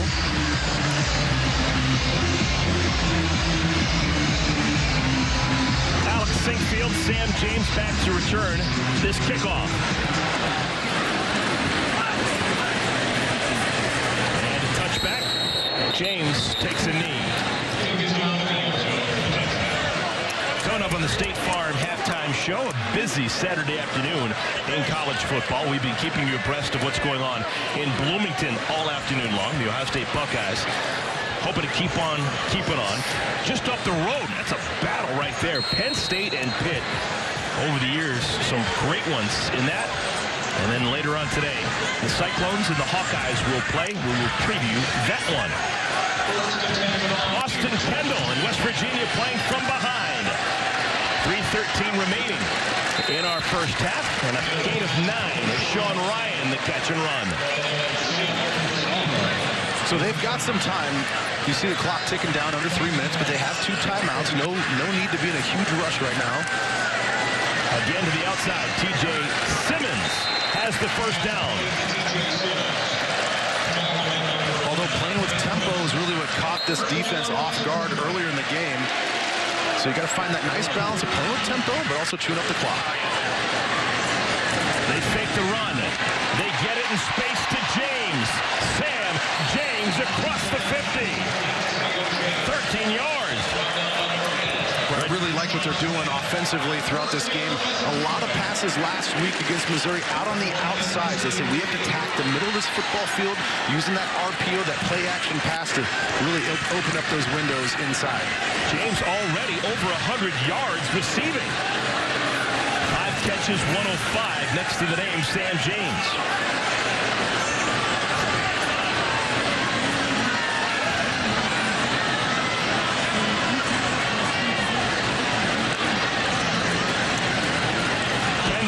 Up in the backfield, and look at him scamper. Something out of nothing. A gain of 7 on a busted play. Not bad little improv there. The mesh point, watch the mesh point between the running back and the quarterback way out in front. It was not going to be a clean handoff, so he decides to pull it down and run himself. This time the handoff is given to Letty Brown, and Brown has a first down and then some for West Virginia. Clock moving. Under 2 minutes to play, second quarter. Now they have to be a little bit more strategic. Looking at this time, looking at the clock. Use your timeouts wisely.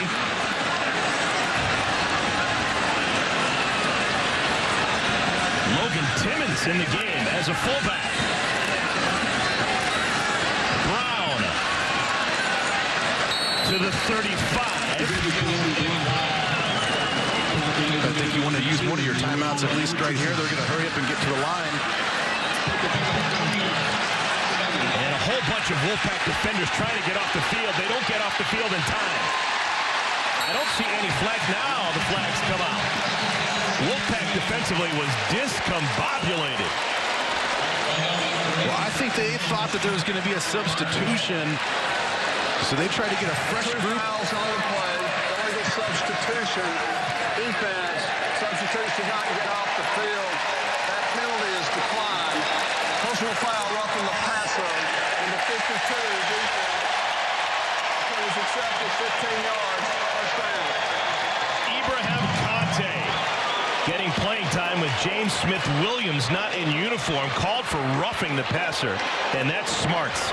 Well, that's just a brutal call in that situation. West Virginia smartly used tempo. They tried to substitute. We'll see the roughing the passer, clearly roughing the passer at that point in time.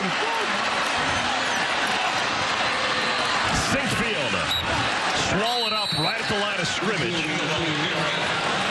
Clock continues to move.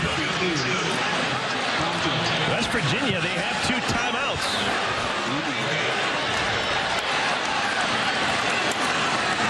Kendall, slant. Caught! Touchdown, George Campbell!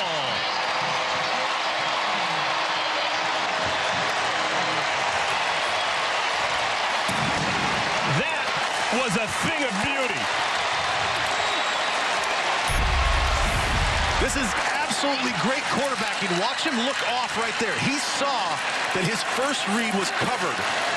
There was middle help of the defense that's going over to that slant right there. You see, can't do it, can't do it. Can't force that ball in there. I know I've got a backside slant. He knew the defender was going over to the help, and he's being one-on-one coverage, and George Campbell with the touchdown. 3rd touchdown of the season for George Campbell. And we're tied at 21.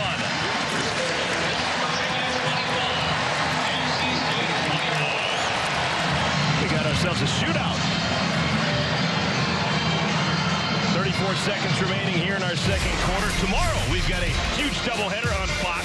In the early game, Zeke and the Cowboys taking on the Redskins. Then at America's Game of the Week, Drew Brees and the Saints face Jared Goff and the Rams in a rematch of that contested NFC Championship game from a year ago. It all happens on Fox and the Fox Sports app.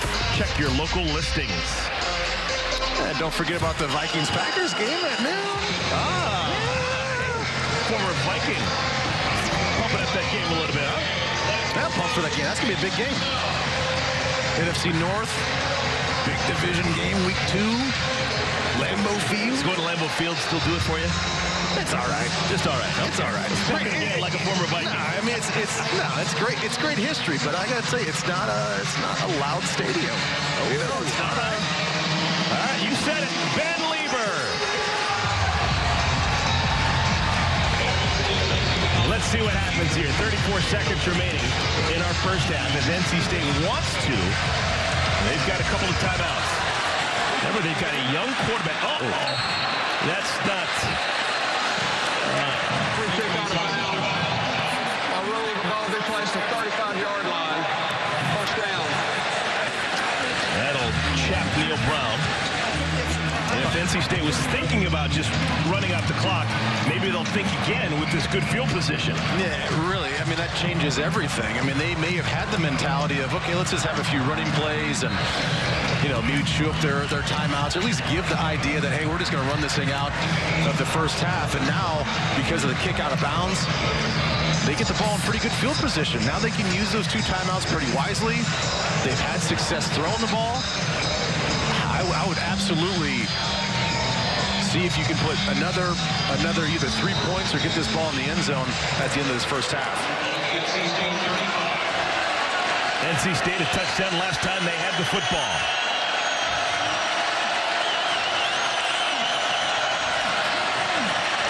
McKay lives to fight another day. Looking for his buddy, Emeka Emezi.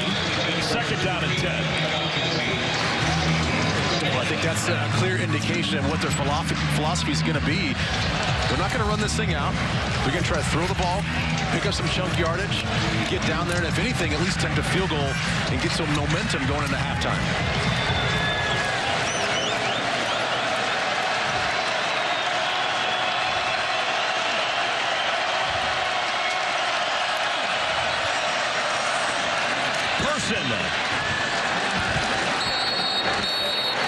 And it'll be 3rd down. Clock still moving. And that may be the final play of our first half. NC State's made their intentions clear. And West Virginia is going to allow them to just run out this clock. So both sides with 3 touchdowns in the first half. Whole bunch of nothing decided. Ready for a third quarter to get started. North Carolina State and West Virginia tied at 21. Makes you wonder why these teams haven't played more than once in the last 40 years. This has been fun. With my partner, Ben Lieber, I am Eric Collins. The college football world wondering where the offense would come from West Virginia today. Well, they figured out different ways. Yeah, they figured out different ways. They've gotten creative with a couple little shovel passes to the receivers. The running game is hitting. That was the big storyline coming into this game. 1.1 yards per rush coming into this game. They're over 7 yards per rush right now. And I think you have to be happy with the way the ball carriers are running the football and the way they're blocking as well. Also a big issue, providing enough time in the passing game. It's been a lot of balance, though, for North Carolina State as we took a look at the first half stats. You see the 118 for North Carolina State and the 152 in the passing game. Controlling the time of possession, picking up first downs, and some of those drives, though, have been extended because West Virginia defensively has been committing some penalties and extending those drives. So they need to clean it up defensively for West Virginia, but you got to like both sides of the ball. For both teams, they're moving the ball pretty well. Those first half stats brought to us by Dave and Buster's. Neither side with a turnover. That's a story in and of itself. Turnovers so critical in college football. Who will be the first team to blink? All right, West Virginia won the opening toss. They deferred the option to the second half. Now they want it. They'll start on offense. Low, spinning kick. Goes into the end zone. Uh-oh. And Sam James is going to bring it out. James in trouble. He gets it to the 5 somehow. I think he thought he touched it, and he would know better than anyone. But the ball is going to be at the 5. So 95 yards to glory for West Virginia. Yeah, obviously just a little bit of an error there. You got to understand the timing of that play, and especially there. Just don't give up too much ground. I know he's trying to make something out of nothing, but a terrible start for Neil Brown and this West Virginia offense here in the second half. Can't blame Sam James too much. He was dynamic receiving in the first half. 6 catches, a career high 114 yards. Reverse handoff now to James. Trying to atone. Picks up 6, maybe 7 yards on first down. It'll bring up second down and short. Let's break down Austin Kendall. Ben, what did you see from the junior in the first half? Well, a bunch of pretty easy throws. I thought they did a good job with the play-action pass game, some of the RPO stuff. They're getting to the edges in the run game, but then also using complementary action in the pass game to kind of open up some of those slants on the inside. He's played pretty clean so far. And the pass is bobbled and incomplete. Looking for Sean Ryan. Ryan thought he brought it in time, but he's ruled out of bounds. That was a terrific effort. The ball's thrown a little bit too far outside, gets one hand on it, does corral it, but not enough to control the ball and keep 1 foot in.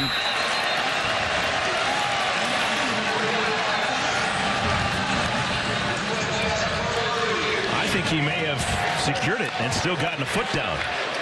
Every play in college football is reviewed, some longer than others. This will be looked at because this is important. This is a first down. You don't have to run to third down. You can have the first down right now and breathe a little easier. What do you think, Ben? Well, you see the bobble. It's the right foot sticking onto the ground. That's pretty clear. I think that's enough evidence there. And yeah, I think there for a second he showed that he had control. There's no bobble after the fact.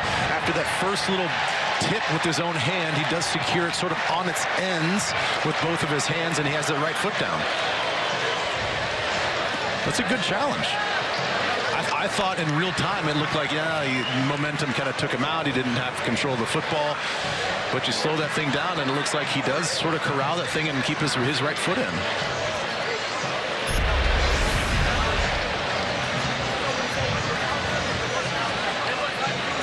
That would have been a sick catch right there if he just would have held on to it. But see the right foot, you see the control, no bobble. Yeah, this is going to be the difference in either first down or a third down and 3.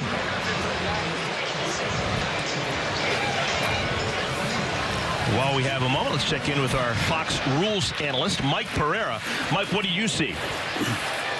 Well, I see the same as Ben. I mean, it's a heck of a catch to me. He gets the bottle, but then when he does get control, you always have to look at that back foot, that right foot. It's still on the ground. So to me, that is enough to make it a catch. The ruling on the field will be reversed. It was a catch. First down, 10, the 16-yard line. Ball be placed in the left hash mark. All right, we're all in agreement. Remember, it was West Virginia that was upset in the first half. They lost a player. Josh Norwood was kicked out of the game for targeting. They almost had Keith Washington, another defensive back, kicked out of the game for targeting, but that was waived off.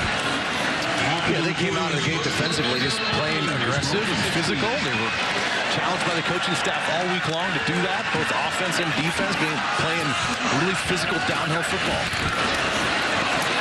Inside handoff, trying to make something happen. This is James, and a flag comes down. A whole bunch of them right along that sideline. Looking at Jarius Moorhead for a late hit out of bounds, and it wasn't just a little bit of a late hit. It was with authority as well. You heard the crack of the pads picked up by the microphones. That wasn't just a soft hit out of bounds. Again, West Virginia trying to attack on the perimeter with these wide receiver shovels. There, he's out of bounds. After the play, personal foul. Late hit out of bounds. Number 31 defense. 15-yard penalty. First down. Then they could have got him, I think, for a little bit of a high contact hit. It looked like his body position, he was trying to duck his head out of the way, but you also have to, it's not just lowering your head to get it out of the way or turning your head. You got to bend your knees, bend your hips, get those down. So he's trying. Yeah, you heard some boos from the fans. They were thinking, where's the targeting that we received back in the first half? And I think they'd have an argument. And it's been an up and down day receiving the football for some of these receivers for the Mountaineers. That was a catchable ball by Bryce Wheaton. Would have been a short gain, but a drop nonetheless. No, it would have been a short game, but the thing that I've liked about Austin Kendall throughout the game is, as you see right there, Sam James going under the tent from that last hit to the head and neck area. No idea what he's going to get looked at for, but Austin Kendall's been on time. The ball is coming out right when the receivers are making the breaks and making it really tough on the defenders to make plays. Blitz is on. It's picked up beautifully. Pass is complete out to the 40-yard line. It'll bring up third down. Trying to get the football in space to Ollie Jennings. And now it's third down and 5. And Ollie Jennings is one of these players, another freshman come in, trying to find some playmakers on the outside. Tevin Bush is out. Receiver is suspended for this game, so Ollie Jennings get an opportunity to play.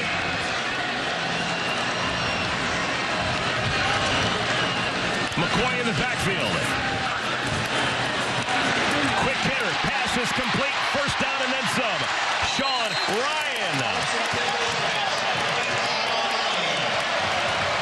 And Sean Ryan got him with the option route on the outside. It was one-on-one coverage. He fakes to the inside as if he's going to run a slant, which they've been doing all game long, so I don't fault the defender for thinking a slant was coming there. Then he sticks his left foot in the ground, reverse pivots back to the outside, and then Kendall delivers the football. So great play design and great deception by the offense to change up the routes. On 3rd and 5, they pick up 21.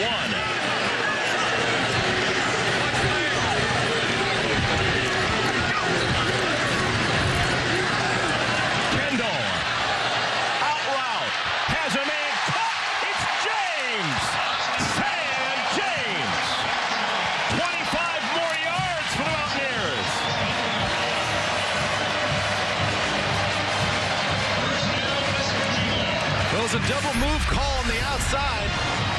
They asked him to run a skinny post up top, get up the field, and cut it to the inside of the field. And then he sticks his left foot in the ground and runs to the sideline, and he gets the protection that he needs, and the ball's delivered perfectly. Inside the red zone again. 8th play of the drive for West Virginia. McCoy. Maybe a yard. Laurel Mertz Murchison with the tackle. Let's go back to the previous play that got him down the field. There's the in cut and gets the corner on his heels. That play is set up because of the tempo at which he ran it. He made it seem like, hey, I'm just going to kind of get to my spot and make a hard cut to the inside and really accelerate, but then he sticks his foot in the ground and goes outside. Incomplete. Looking for Sean Ryan, who got whacked. And that one is on Austin Kendall. You got a deep cover 2 safety sitting right on the hash mark, a few feet into the end zone. He wasn't moving off his mark. You're going to throw that slant. Your receiver, you know that you got a corner on your hip. You've got a safety coming down to break on the football. Austin Kendall's got to be more careful, not only just getting that ball picked off, but getting his wide receiver lit up. Mountaineers don't want to settle for a field goal. 3rd down. McCoy. Nope. Tayshaun Smith, the tackle. And that'll bring on possibly the field goal unit. And here they come. Evan Staley will try and give West Virginia a 3-point lead. A real nice job by Tayshaun Smith out on the corner. He has to make a clean tackle at that point in time. Can't give up any ground. He knew that he had help coming on the inside, but he also knew that he had the sideline as his helper. Able to stop them there on 3rd down, make West Virginia attempt this 4th down field goal. The holder is the punter, Josh Groden. Staley from 23. No doubt about it. West Virginia back on top. So West Virginia leads by 3, 24-21 our score in Morgantown. FS1 College Football is sponsored by Dave & Buster's, the only place to eat, drink, play, and watch sports. Those are full push-ups, too. That's legit. That's a legit push-up. Oh, yeah. I got to get the nose on the ground. Yeah, but, you know, I've seen a lot of mascots. Now, most of them have the big mascot helmet on, the head on. Sure. And so they can't do a full push-up. It's like kind of quarter push-ups. He's at least doing a full push-up. That's right. 24 of them, the Heat. 24-21 is our score. Homestanding Mountaineers trying to get back in the win column after losing a week ago against Missouri. First time we've seen Matt McKay and the NC State offense here in the 2nd half. We've already talked about what we saw out of Austin Kendall. What did we see out of Matthew McKay in the first 30 minutes? You know, a lot of the same things that we've seen out of him, you know, the first 2 games. You know, he's making, you know, smart throws. He's not trying to really press the field too much. I don't think that he's done a ton of breaking down the defense and going through like 1, 2, 3, 4 progressions. It's just kind of like 1 or 2 when he gets the ball out. Designed rollout, had multiple options, chose Emeka Emezi, and the pass is wide of the mark. The one thing I did like that they're doing with McKay, though, in the first half was they are using his legs a little bit more designed quarterback run game, get that extra blocker out in front. They didn't show too much of that in the first 2 games. They know that he's a pretty athletic guy, but they want him to throw the ball a little bit more. So now they're using kind of a full complement of his talents. Uh-oh. Snafu in the backfield. McKay just has to jump on it.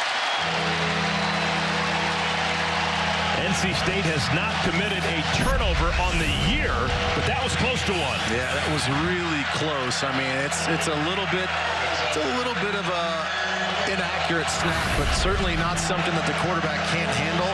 Not every snap's going to be right at your chest. You got to make the adjustment, but it looks like he just took his eyes off of it, was already going to the read up to the left side, and got to control that ball first. And here we are, 3rd and 17, first possession of the 2nd half. 4 receivers in the game. Flag is down.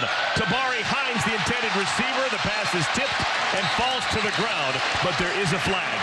And as preliminary signals, it's going to be against West Virginia. Penalty is 5 yards. 3rd down. Oh, that's a killer. Second time that Dante Stills has been flagged for a penalty. Yeah, that's not what you're looking for. I mean, they have a high ceiling for Dante Stills. He's one of their better guys up front, but already 2 pre-snap penalties. Those are just discipline, focus penalties, and not something that you want out of one of your better defenders. Still 3rd and 12, so still a bunch to get for NC State.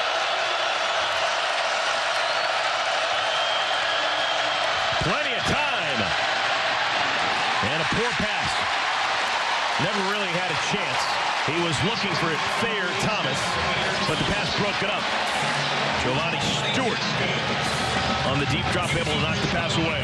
Yeah, and that's just one part of McKay's game that just hasn't developed yet. He's missed on a few deep throws in the first 2 games, a little bit inaccurate, and really that's the first time all game that they've really tried to press the ball down the field, and they had to because of down and distance. And you see just not a lot of zip on the ball. Defender's able to kind of turn around and he's at least knocked the ball down with his hand. Trenton Gill, another punt. Sinkfield, the fair catch at the 32. So West Virginia not only lead, but also possession of the ball when we come back.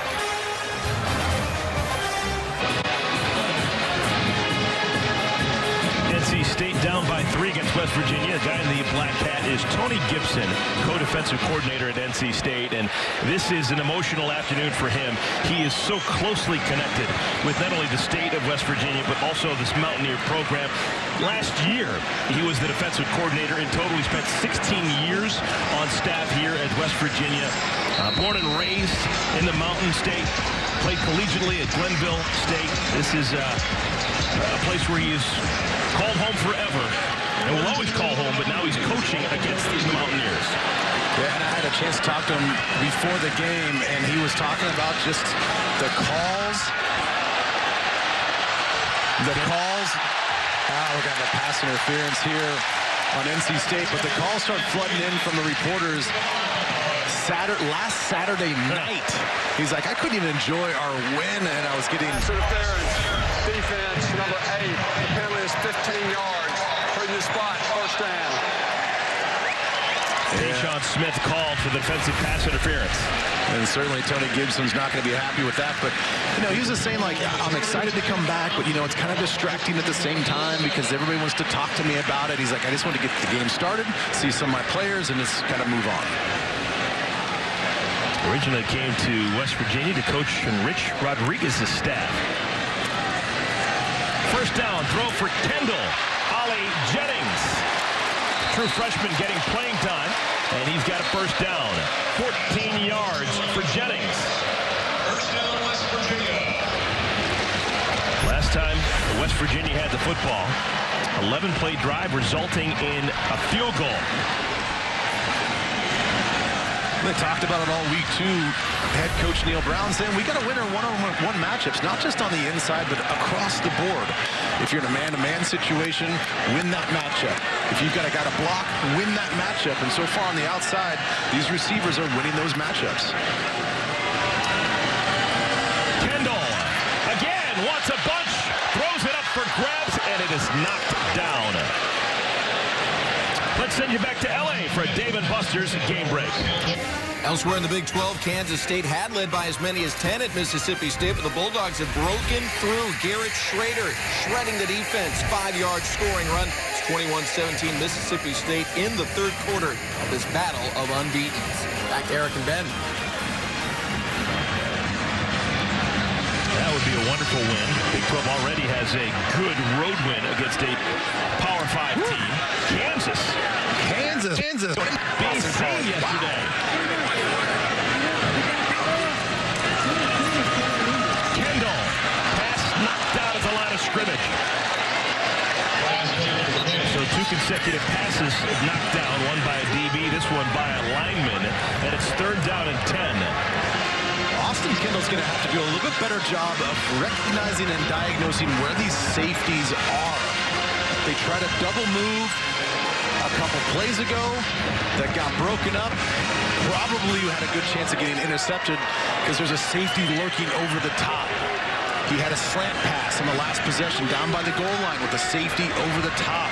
Getting his wide receiver hit in that particular play again, an in-cutting route with the safety over the top that could have been disastrous. If they can get something on 3rd down, could be 4-down territory. Incomplete again. This time looking for Simmons. That's 3 straight incomplete passes. misses, and a once promising drive fizzles. Well, and that was all Tanner Engel, number 10, the safety for North Carolina State, comes off his coverage and is right there to make a play on the ball and at least hit his arms to make sure that there's no double catch there. Talked about his presence, his physicality. The guy's just a ball player. Even when it's not his responsibility, he's going to go over and make a play.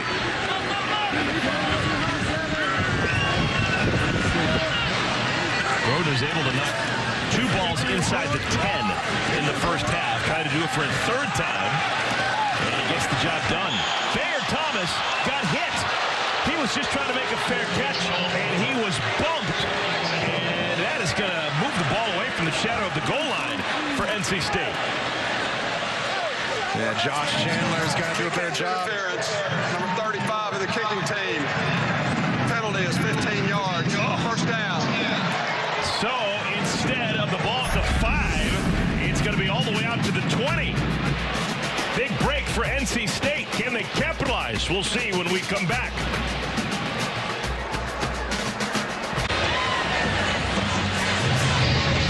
College hoops is just around the corner, and FS1 has a big one in store for you this December. The Cleveland Classic will pit Ohio State against West Virginia. Big 10 against Big 12, Sunday, December 29th, exclusively on FS1. Tickets are now on sale at RocketMortgageFieldhouse.com. Bob Huggins, longtime coach at West Virginia. His younger brother, Larry Huggins, played for Ohio State back in the day. Back with Clark Kellogg. Donovan Knight carries it right up the gut. Good gain on first down. A pickup of 7 for the true freshman from Bailey, North Carolina. He's having a problem with his shoe as well. He ran right out of his shoe. Happened to him in the first quarter as well.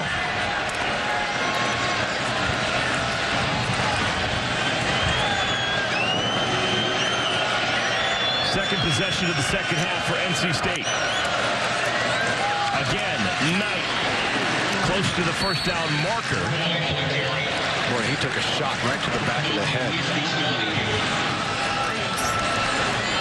A little slow to get up, but I like what they're doing right now.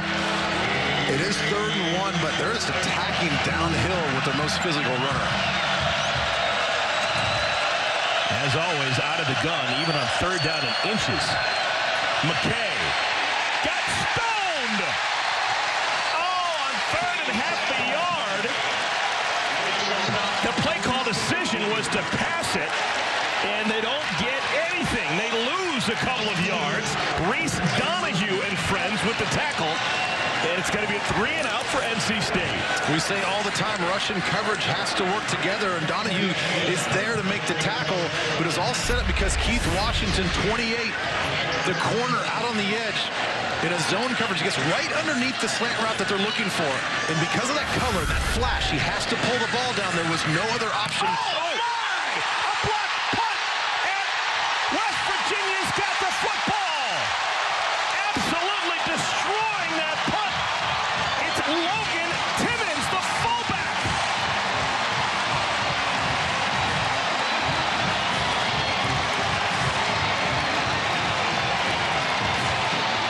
Logan Timmons with the play of the day on special teams for West Virginia, and that'll tilt the field.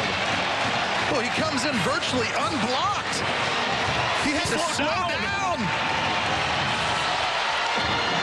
Unbelievable miscalculation. They don't get him in the count, and he's got to stop and he could have taken that off of his foot. So first down from the 12 for West Virginia. Again, they get it to Sam James, and James can't catch the football. That was another high throw from Austin Kendall. There's been a few times in the first half where he's a little errant, overthrowing the ball, too much zip. That particular time, I know that he's juiced up. The whole sideline is juiced up, ready to go. They had something. They had the blockers out there. But he's got to just calm down and throw that ball more accurately to his playmaking wide receiver.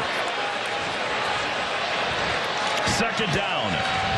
The man who just blocked the punt, Logan Timmons, kicks into the game on offense. He's the fullback in this formation. McCoy down to the 5. a third down and short.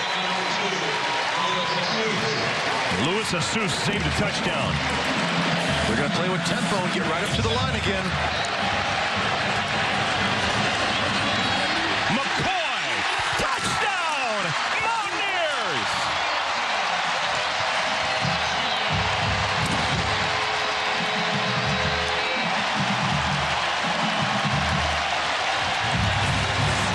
And what do you do with successful plays? You come right back. Use tempo and run the same thing. I want you guys to watch number 1, TJ Simmons on the outside, a wide receiver right there, getting the key block. That's a much bigger man that he was blocking. He puts his body on him, puts his hips into it, clears the path for the touchdown. The tide has turned for West Virginia. Mountaineers lead by 10. It all started on special teams. Logan Timmons, how do you do? It's the block punt. It's 2 runs on the left side for West Virginia. They cap. Largest lead of the game for the West Virginia Mountaineers. 31-21 over the NC State Wolfpack. Still a ton of time. 6:24 remaining third quarter. Kennedy McCoy, senior tailback from Lexington, North Carolina, doing some work against the NC State Wolfpack. Anybody else famous from Lexington, North Carolina? I'm going to test your mind here. You got You're me on so that. good with that. I know. I'm going to get kicked out of the Tar Heel State. I can't think of anyone else from Lexington, North Carolina right now. I Put you on the spot. Put you on the spot. Kennedy McCoy's pretty darn good from Lexington, North Carolina. We'll stick with him. Spinning kickoff. And a touchback. Pretty good last couple of minutes for West Virginia. Well, there was just a miscount on the blocking scheme. Logan Timmons comes in there and basically takes it off the punter's foot. That's how they get down there, the change of possession. And then 2 back-to-back, the same running plays. TJ Simmons, the wide receiver, on the outside with the block, and Kennedy McCoy takes it in to put West Virginia up by 10 in the third quarter. Personal foul. Necessary roughness number 24. Kicking team. 15 yards. First down. You don't see that very often. On a touchback to get a 15-yard penalty. How do you justify that one? Hakeem Bailey is called for that, one of the starting corners. And Neil Brown was like, oh my goodness, we finally have something going in our way, and we hand away 15 yards. 9th penalty for 75 yards for West Virginia. Matthew McKay and NC State, obviously with their largest deficit of this young season. They had just cruised through the first 2 games. NC State winning 34-6 over East Carolina, winning 41-0 over Western Carolina. But obviously a huge step up playing a Big 12 team on the road here this afternoon. Well, and they knew they were well enough aware that West Virginia, especially here in their own stadium, was going to pose a big test for them. And they wanted to see some adversity, and right now they're getting that adversity. McKay throws a dart. It's complete. That's the tight end, Angeline. Nice security blanket the junior from Chester Springs, Pennsylvania has become. Well, protection is fantastic. He does a good job. They're just waiting for Angeline to create a little bit of separation. That's all you need. Sometimes those big tight ends aren't going to create a lot of space, but because of their arm length and their wingspan, you can put that ball right out in front of them. Last drive, NC State had a 3rd and 1. They went out of the gun and passed it. That was a disaster. This time, power football. And power football works like it has for the last 150 years. Zonovan, Bam, Knight, the first down. And it was Dante Stills again that looked like he jumped a little early, but they timed it up perfectly, had a shot to get him in the backfield for a tackle for loss on 3rd and 1. Just misses the tackle, and Bam's able to run downhill and pick up a first down. Knight had 100 yards last week against Western Carolina. It's been harder going this afternoon. Quick pass is caught. Tabari Hines, second catch for the graduate student. Hines has the distinction of scoring a touchdown for 3 different Power 5 schools. Wake Forest, Oregon, and earlier this year, NC State. We saw the pressure there again provided by Stills. Brought a linebacker blitz as well. He doesn't get home, but Stills does. McKay threw up the wrong foot, and it's incomplete. So now another interesting play call as we're going to have 3rd down and 2. Maybe 4-down territory as they're inside the 40. Brought in some bigger bodies, some freshness with the tight end position. Thaler Thomas comes in the game. He's aligned all the way out to the top of your screen on the left-hand side, past the numbers. Uh-oh, I don't think so. West Virginia's line stout, and they stop Knight. 4th down. What do you do here, Ben Lieber? I would imagine you'd have to go for it here. This is a tough, aggressive head coaching staff. I think that he believes in his guys. He believes going into this game that he had an advantage on the offensive line. It's been a nice, even battle back and forth with West Virginia's defensive front getting some penetration, but I think you put your confidence in your offensive line right here, and you plow ahead to pick up the 1st down. NC State on the year, 1 for 3 in 4th down conversions. And a timeout called. Timeout. North Carolina State, first charge timeout. Timeout will be 30 seconds. And I think based on what's happened throughout this game for West Virginia defensively, they've had a number of guys jump off sides. Getting a little bit too antsy, a little too aggressive. I could see them coming back, lining up, telling the offensive line, okay, I'm going to hard count these guys real quick. We have a play that we're going to run, but let's hard count them, see if they jump off sides. Then wait for my code word that we're going to run the play live. But I would see if you can just get a cheap 1st down by getting these guys to be undisciplined up front.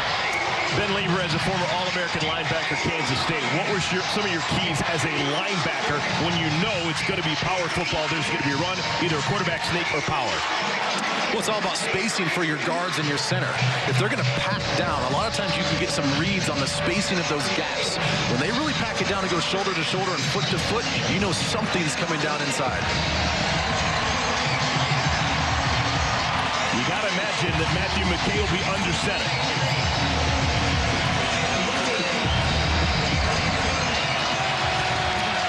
Thayer Thomas, first man to break the huddle. He goes top of your screen. McKay under center, unbalanced line. They give it tonight. He's got it. First down and then some to the 25. Unusual front wall. X-ray low saved a touchdown. Well, and that's the problem sometimes, and the issues you run into. If you're going to pack everybody down, they go tight end, they go tackle over. So now all of a sudden, now the defensive front has to shift over one guy to the left. They were late to shift. They create a crease. There's nobody in the back end to make the tackle until the secondary gets there. First down pass. McKay to the back of the end zone. Looking for Emezi. North Carolina State's offense has shown in the past 2 games to play tackle over. It was something that the defense was worried about. They had to talk about. They had to coach it up during the course of the week. They had not shown it up until this point. So they take a 4th and 1 situation to present it to the defense. And all of a sudden now, those guys have to communicate. They have to get out of that mindset of going downhill and submarining those guys. And now they have to shift over, and they catch them in a late shift. Nice play of the drive. Knight swallowed up from behind. Hakeem Bailey comes from his quarterback slot, and he's the first man to wrap his arms around Knight. Timeout. Helmet off. Offense. And now Knight, because his helmet came off, wasn't knocked off, just came off, will have to be out for a play. 3rd down and 9. Ricky Person replaces Knight in the backfield. 4 receivers in the game.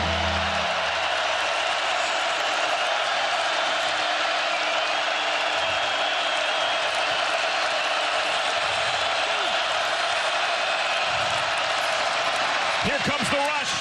Incomplete behind Thayer Thomas. No flags.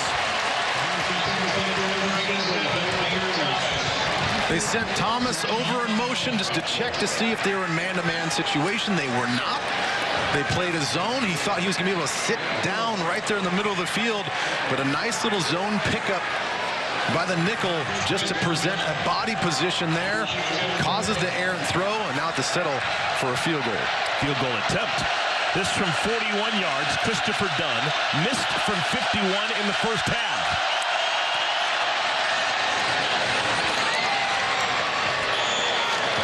So Dunn now 1 for 2 kicking field goals, and he makes it a one-possession game. 31-24 is our score. It's the dawn of a new era as WWE Friday Night SmackDown comes to Fox. The action's unleashed every Friday night, beginning October 4th, only on Fox.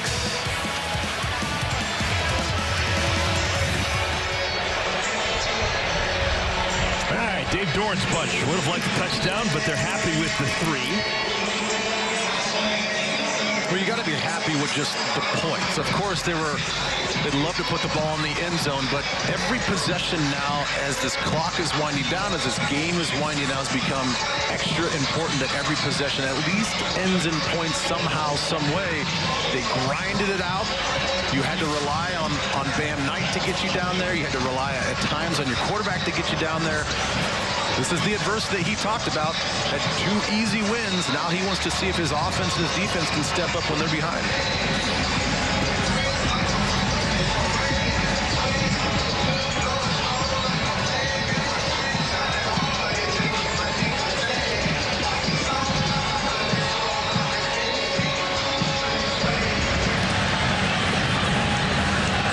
Returnable.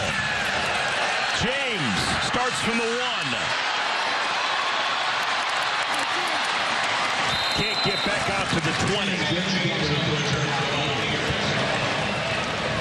So 2:07 remaining, third quarter. And West Virginia coming off a touchdown last time they touched it. Starts with 81 yards between themselves and the goal line.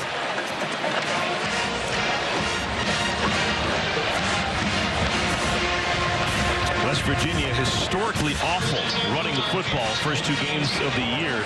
Today, not great, but much better. Doable at least. Designed rollout, Kendall. And that pass is incomplete.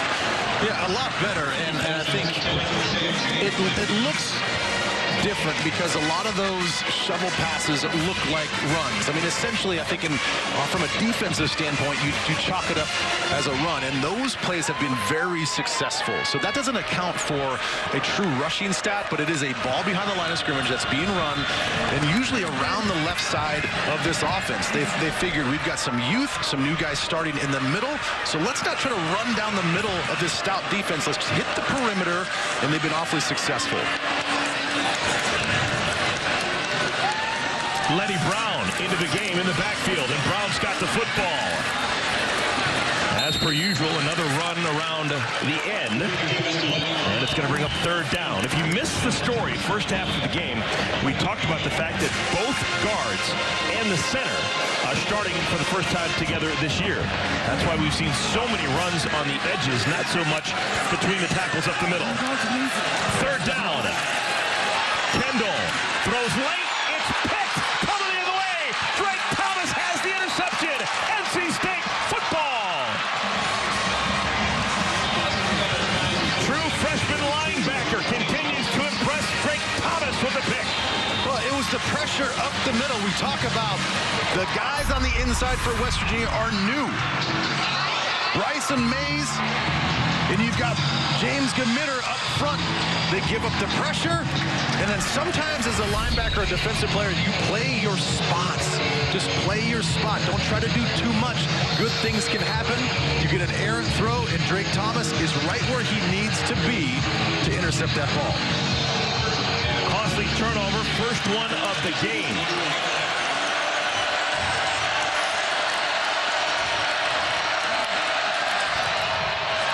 Person Slipped right when he got the handoff and loses a yard. Wow, wasn't that long ago that NC State was really in trouble, down by 10. Now all of a sudden they're 22 yards away from tying this ball game up. Well, every game really comes down to takeaways, turnover ratio. They go up by 10 off the block punt, and all of a sudden now NC State with the intercept in a hurry. McKay, pass batted away. It seems like every one of these passes down the field for NC State are just a little bit too telegraphed. He's staring down the receivers. The ball's not coming out until after the receiver's making the break, making it much easier for the defenders playing top down of this defense to come down and make a play on the ball. Wolfpack 4 for 11. Third down conversions. They need a bunch here. McKay dumps it off. This is Person, and he is wrapped up nowhere close to the line to gain. Giovanni Stewart's played a whale of a game. Senior linebacker has been special. He really has, and they really got lucky in that particular play. They brought a middle linebacker blitz, and nobody counted for the running back as far as the screen goes in the pass game. He's wide open with no real threat, but they do a good job of converging in to make the tackle, beating the blockers out in front. Christopher Dunn has been a done deal as of late. He's made 20 of his last 21.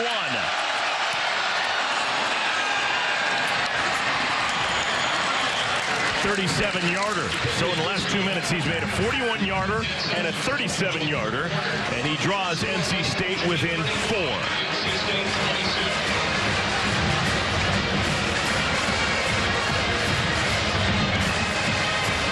Programming note, just a reminder, coming up at 4 Eastern time, we have Iowa State and Iowa.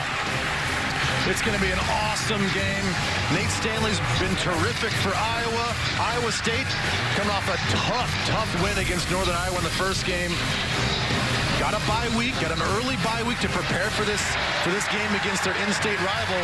As we see Nate Stanley, their ability to get down the field with the big play. Sort of antithetic to what you think of as traditional Iowa Hawkeye football, but they can throw the football around. They play great defense. A.J. Epinez is a guy you're going to watch out for if you're the Cyclones offense, but this is a terrific matchup. Going your way at 4 Eastern on FS1.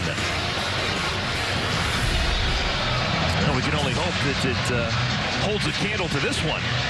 This has been fun. ACC Big 12. 4-point game as we finish out our third quarter. 10 seconds remaining third quarter. West Virginia will start after the touchback. And not many people around here expected this. You know, as you're breaking down this game, and you and I were getting ready for this game, it seemed like based off of the last 2 games for each team that NC State was going to come in here like, okay, if they don't shoot themselves in the foot, they're going to have a good chance to win and win pretty good. I even heard that from people, the West Virginia fans, just kind of walking around like they didn't feel a lot of confidence with their team, haven't seen a lot of bright spots, but Neil Brown has these guys ready to play, and they've been playing with a lot of energy from the very first snap, and they're making plays out there offense and defensively.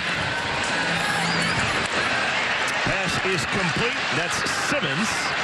Takes a while to go down, but he goes down behind the line of scrimmage. So the pass is complete, but it loses a yard. We've got 3 quarters in the books. When we come back, our 4th quarter. It's a 4-point game. West Virginia leads NC State. Start of our 4th quarter. 4-point game. West Virginia and North Carolina State. Let's take a look at the numbers through the first 45 minutes, and as you'd imagine, remarkably even. Yeah, we talked about West Virginia offensively didn't show everybody a lot, especially in the last game, and now all of a sudden they found their rhythm. They figured out they can at least tack the left side in the running game, and you look at those stats, pretty darn even. The turnovers, big turning point you see for West Virginia on that block punt, and then the 3 points only for North Carolina State off of the Austin Kendall interception on the last possession. 2nd down and 11 to begin our 4th quarter. West Virginia. Kennedy McCoy scoots across the 30. Maybe the sneak attack. NC State thinking of a pass. And the Mountaineers are able to rip off 7 yards. We talked earlier just about that rushing game. 1.1 yards per rush coming into the game, and they've been really, really good. I mean, in this game, it's much easier as an offensive coordinator if you're sitting there at 3rd and 3, or 2nd and 6, or 2nd and 4 after a 6-yard gain. So, offensive line, hats off to those guys. Those guys are stepping up. 3rd down and 3.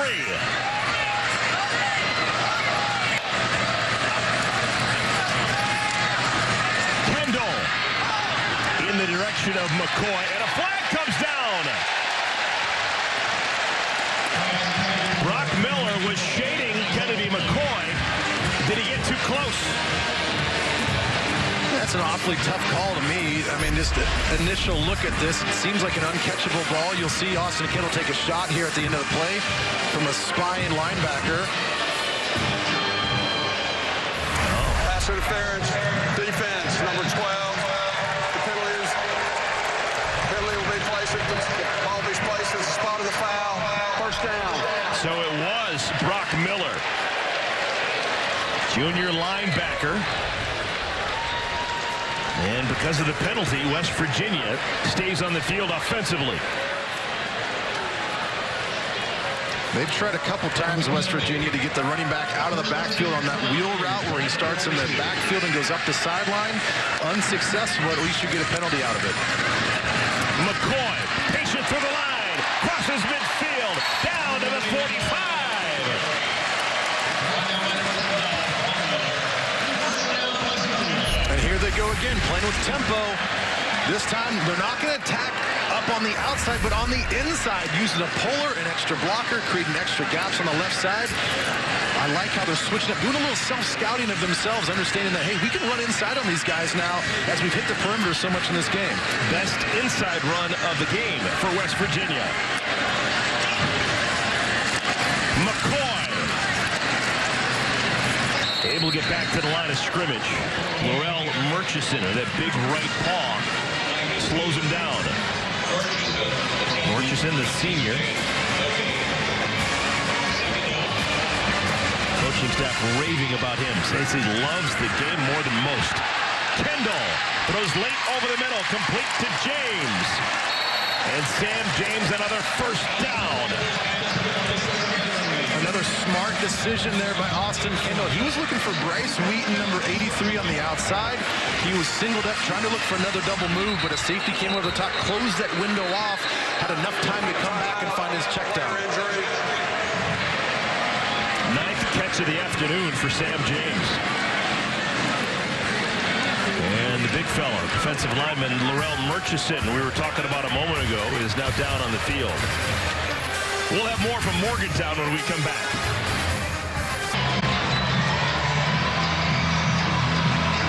West Virginia feeling pretty good, up by 4 on NC State, riding a career-high passing day for redshirt junior Austin Kendall.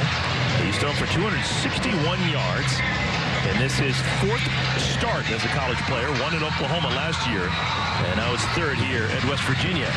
Laurel Murchison had to leave the game a moment ago for NC State. Didn't look like he was too banged up.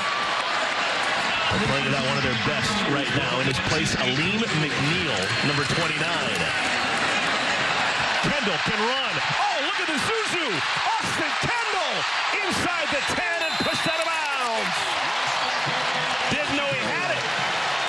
Little wiggle for Austin Kendall. Smart decision by him.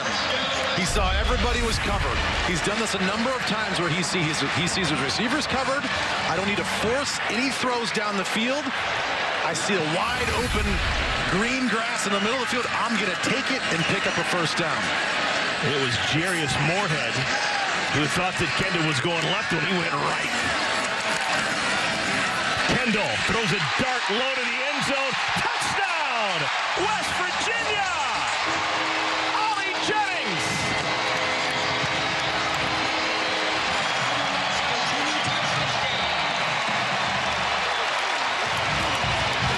First career touchdown for Jennings. I want you to see the ball placement, the accuracy, where he needed to put this ball. It's out in front. It's a little low. only where his receiver can get it. The receiver had to win just by a little bit. All you had to do is cross his face to run that slant. He does that and beats Chris Ingram. The ball's placed perfectly, and a nice catch for the freshman, Ollie Jennings. NC State's been settling for field goals as of late. West Virginia getting a touchdown. Looking for their largest lead of the afternoon. There it is. An 11-point lead for the locals. Mountaineers 38, Wolfpack 27. And NC State picked themselves up off the mat. It's sponsored by Dave & Buster's, the only place to eat, drink, play, and watch sports. They've come out in droves here. Huge crowd. Mountaineer Field, Morgantown, West Virginia. Ollie Jennings, true freshman. First touchdown catch, and it couldn't have come at a better time. Well, you see that stat at the bottom. Austin Kendall pulling the ball down when he saw nothing as far as his receivers being open. Has a big chunk run to get him down close to the end zone, and then he caps it off with a nice accurate throw to the freshman, Ollie Jennings. Lassane takes a knee. All right, let's talk about what could happen here. It is an 11-point game right now, Ben Lieber. A two-possession lead for West Virginia. Well, two-possession game, and you see 12-24 here in the end of the game, basically the fourth quarter. You may get only 3 more possessions if you're North Carolina State. So you have to make this possession right here count. You have to get some points on the board. You have to be aggressive. If you're faced with a fourth down, you may just have to go for it, even if you're not across the 50-yard line. Wolfpack does not have a touchdown here in the second half. 2 field goals. That's it. Jordan Houston in the game in the backfield. Now McKay sends him out in the flat. Quick little pitch and catch. Catch made by Devin Carter. Decent gain on first down. It'll bring up second down and manageable. You know, West Virginia's defense as well.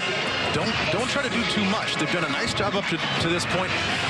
If NC State wants to get the ball over the top, let them try. They haven't been successful with the deep ball. Make sure that you make the sure tackles on the underneath throws.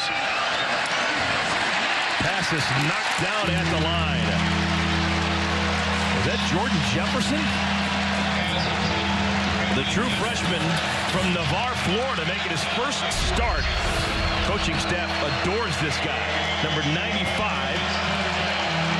Well, and that's just well coached because, like I said, it's been a lot of short, quick passing games. So if you know you're not going to get there as a pass rusher, then get your eyes on the quarterback.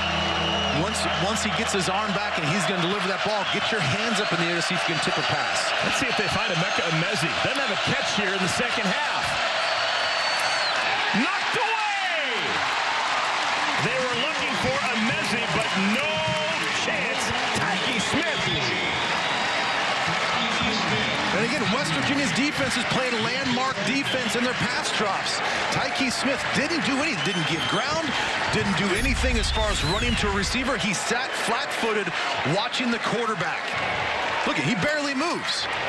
He barely moves in the middle of your screen. He understands that, hey, something's going to come to me. And then when I see that trigger of that quarterback making that throw, I'm going to stick my foot in the ground and make a play on the ball. Those true freshman backup safeties have played a lot. Kerry Martin, Tyke Smith. Oh, it's a fake. It's a fake at NC State. They got the first down. Oh, there was dead in the water until that fake. They've still got life. They've got the football at the 40 with a fresh set of downs. Well, and that's where West Virginia's special teams have to be alert. Just like we talked about, possessions are going to be crucial and critical for North Carolina State. They're not going to get a lot more opportunities to get the ball, especially the way that West Virginia's offense has been running the football pretty well, controlling the clock, picking up first downs. Every possession is critical and crucial. That was a smart call by the special teams, but I'm surprised that West Virginia was not more prepared. Peyton Wilson, there's some trust there. Just a redshirt freshman. And NC State's offense back on the field. And again, miscommunication. Nothing doing in the direction of Thayer Thomas.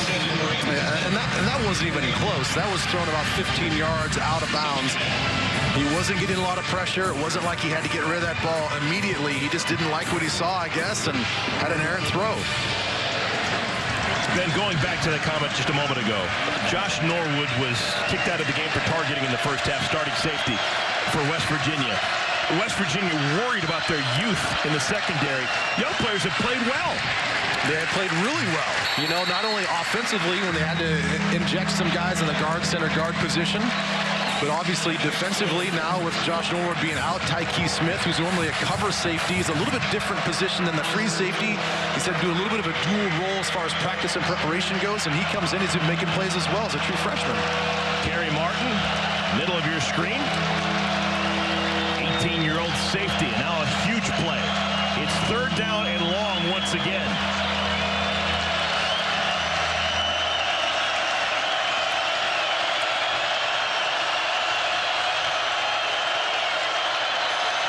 McKay, designed quarterback run. Not going to get there. That's a long way to go. 3rd and 8 on a quarterback keeper. And who was it again? Tyke Smith, 23. The safety comes up, recognizes the quarterback run game, makes a sure tackle. Watch this, puts his helmet right at his waist. Oh, yeah. The point of emphasis all week was attacking the hips and the belly button of the ball carriers. So 4th down and 4. And the Wolfpack are going to go for it.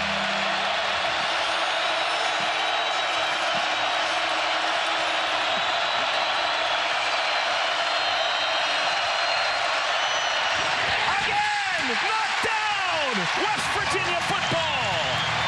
Giovanni Stewart. How about that? West Virginia's defense stepping up. They lead by 11.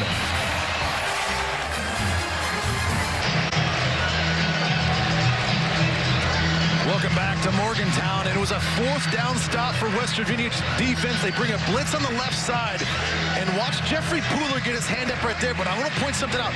Watch the jumping, leaping Giovanni Stewart. He's the defender that has to back up that blitz, and he read it perfectly. And if that ball wasn't tipped, he knew that he had a great chance at a 4th down interception. Austin Kendall back in the game with that Mountaineer offense. Sam James tries the right side, and he's tackled. And a flag comes in. It was Calvin Hart making the stop.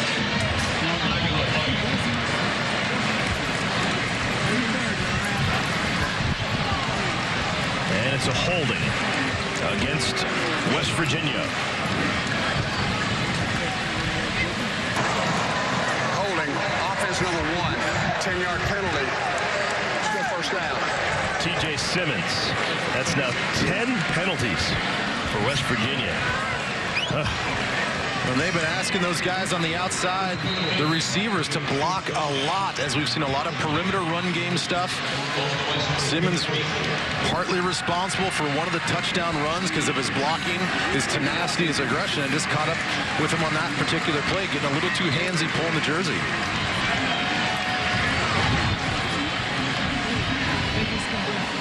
First down at 20.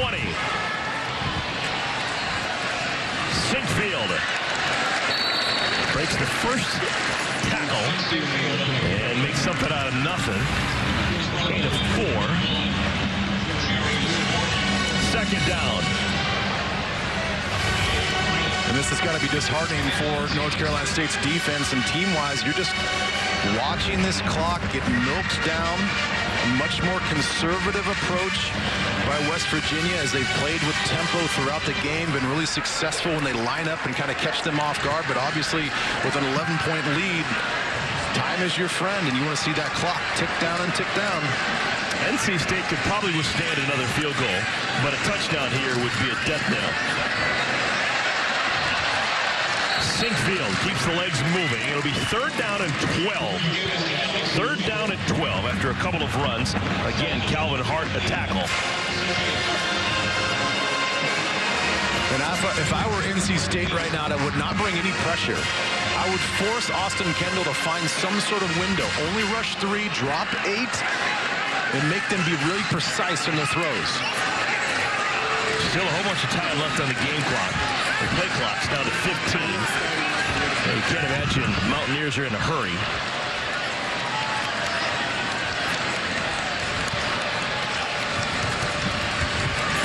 And the keeper, Kendall. First man on him, Drake Thomas. And it'll bring up 4th down. And a decision time. Is it just a knee jerk that you punt the football away? Or possibly do you try and keep it and go for it? I think with this down and distance, I think you have to punt this ball away. That's just way too far. If it was 4th and 2, 4th and 1, I would say, yeah, go ahead and be aggressive. Trust your defense. But they've been awfully good about getting this ball up in the air in the punt situations, killing it within the 10-yard line. Let's see if we can do it again.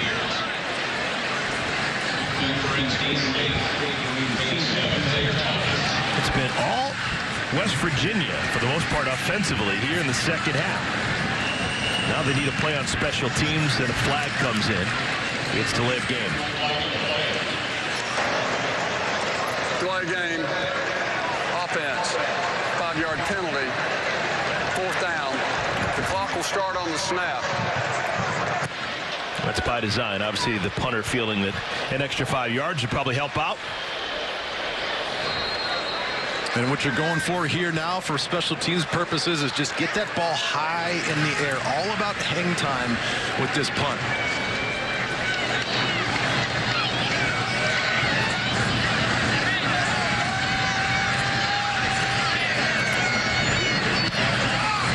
Not very high. Fair catch, though, at the 6-yard line. It works like a thing of beauty. It's going to be a long field in front of North Carolina State, down by 11, and 6:42 remaining in our game. Let's take a look at the road ahead for West Virginia, sponsored by Coors Light, made to chill. Celebrate responsibly. This is the last non-conference game. Big 12, I love it. They play 9 conference games, and it all starts next week out in Lawrence. Yeah, out in Lawrence, we talked earlier about the huge win for Les Miles going into Boston College and getting a gigantic win. That was not just, they didn't squeak by. That was an authoritative win for Kansas. And then, like you were saying, Texas comes in here. This is a tough stretch if you're playing in the Big 12. No easy outs. It's a pretty nice statement weekend for the Big 12 over the ACC. If West Virginia can get this win. Oh, absolutely. I mean, I think a lot of people were high on what Boston College, with the way they looked.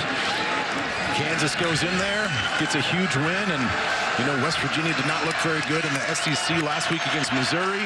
They're a little beat up, had to make some changes. Conversely, North Carolina State's looked awfully good in their first 2 games, and right now they've got the ACC on the ropes. Big catch by Amezi. That brings up 3rd down and a yard. 3rd down and a yard. Wolfpack needs to stay on the field. This might be a good time for just a quarterback run game, just to pick up a yard or 2 and move those chains. Person. Oh, no. NC State having a hard time playing power football. There's a lot of glitz and glamour, but when it comes down to rolling up your sleeves, it's not easy. Well, and the impressive thing is, too, for if you're West Virginia, is how well your young guys are stepping up. We saw Jordan Jefferson involved in the play there. He's a freshman coming in a big spot. Well, they give them the line to gain, so it's 1st down and 10, and a flag slows things. Snap infraction. Offense, number 60. Friction, number 50. 5-yard penalty. 1st down. Grant Gibson out of Charlotte's Mallard Creek called for that infraction. He double clutch it? He must have double clutched it. Odd to see that happen, especially this late in the game. He must have been confused on the snap count itself. Not much of anything. Emeka Amezi with the catch right at the original line of scrimmage. So they're taking the slow lane to glory. When I talked about the energy that West Virginia's played with really from the first snap, and all the way now in the 4th quarter, as this game's winding down, you still see defensive players stick their foot in the ground, getting after the ball, even if it's thrown downfield. Another short completion to Amezi. At some point, you're going to try and get some yardage, right? But yeah, you got to attempt to get downfield. This short dink and dunk has not been working. It's okay if you have the lead, and it's okay if you want to control the football, but that's not the way the game situation's played out.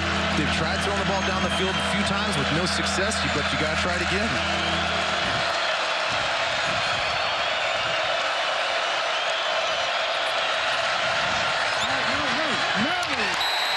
Fourth down.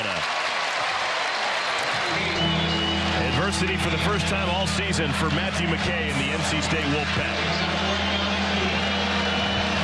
They've got to go for it. Well, how aggressive do you get now for West Virginia's defense? They brought a blitz the last fourth down. It was successful, but right now I think that you just don't bring the blitz and put more guys in coverage. They're showing blitz, though, right now. You see the linebackers mugged up.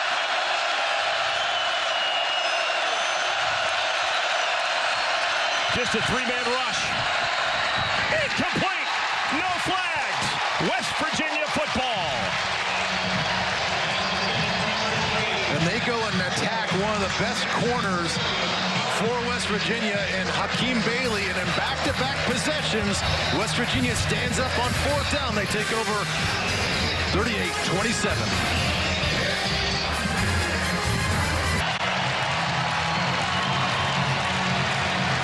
Good times are here again in Morgantown. After a loss last week out in Columbia, Missouri, the West Virginia Mountaineers enjoying some home cooking. They have played very well, both sides of the ball, and they have an 11-point lead that they just like to milk. 4:48 remaining in the fourth quarter. Just ball control, eat up some clock. Letty Brown. Letty Brown inside the 10. More than good for the Mountaineers. Oh, and you see that sweet feet. Watch this run. The way he can pick his feet up, he gets downhill, and man, it was so sweet how he just picked it up, made one guy miss. Hits the hole. Right there. Oh, that's nice. He saw that out of the corner of his eye, put the brakes on, took a little side step to the left, and picked up some more yardage. Letty Brown hadn't played the first 2 weeks of the year. Welcome back, partner. Clock continues to move. Getting closer and closer to the 4-minute mark. Bobbled snap. And Brown is tackled at the 7-yard line. This is where you tell your ball carriers, if you don't see anything, don't try to give too much extra effort. If you are, you have to get both hands on the ball, because guess what? Tony Gibson, Dave Huxtable, defensive coordinators from North Carolina State, you know what they're telling those guys? Go after that ball. Strip, rip, punch, do whatever you can to knock that ball out. Mountaineers again in no hurry at all.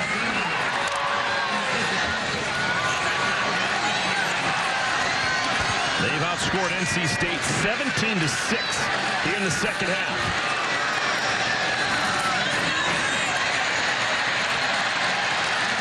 Brown inside the 5 to the 3. 3rd and goal. And a timeout called by NC State. Second charge timeout. Timeout will be 30 seconds. Well, we have a moment here in Morgantown. Let's send you back to L.A. for a Dave and Buster's game break. 100th meeting all time between Penn State and Pitt, and it's a good one. Noah Kane, freshman tailback for the Nittany Lions, takes it in from 13 yards out, made it 17-10, but Pitt just converted a 4th and 1. They're in the red zone with less than 7 minutes to go. Back to Eric and Ben. Thanks much. Yeah, we had a really good one here until just a couple of moments ago. NC State, their offense just couldn't do anything in the second half against West Virginia, while West Virginia continued to be their same self in the second half.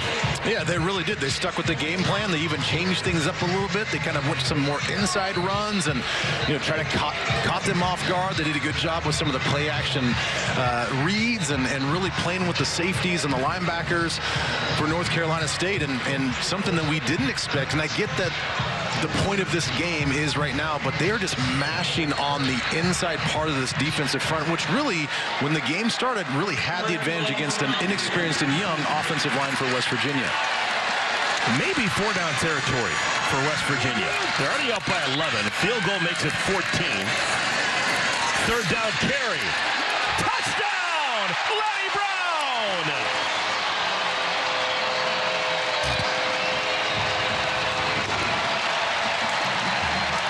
How about that? When the game needed to be won, the running attack did it for West Virginia. That drive entirely on the ground. Entirely on the ground, and it's about physicality. They were challenged all week long to be more physical, to move the point of attack, move the line of scrimmage. And when they needed to seal this game, they knew that it was going to become a 9-on-7 drill where they're just going to run the ball.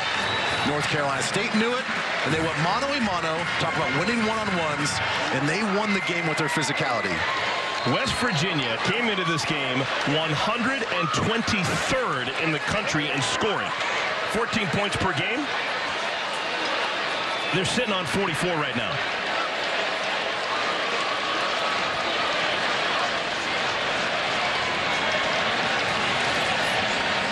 That was odd. I'm trying to figure out what happened there.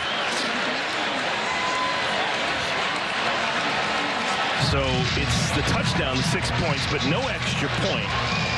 It is 44-27. Let's take another look, Ben.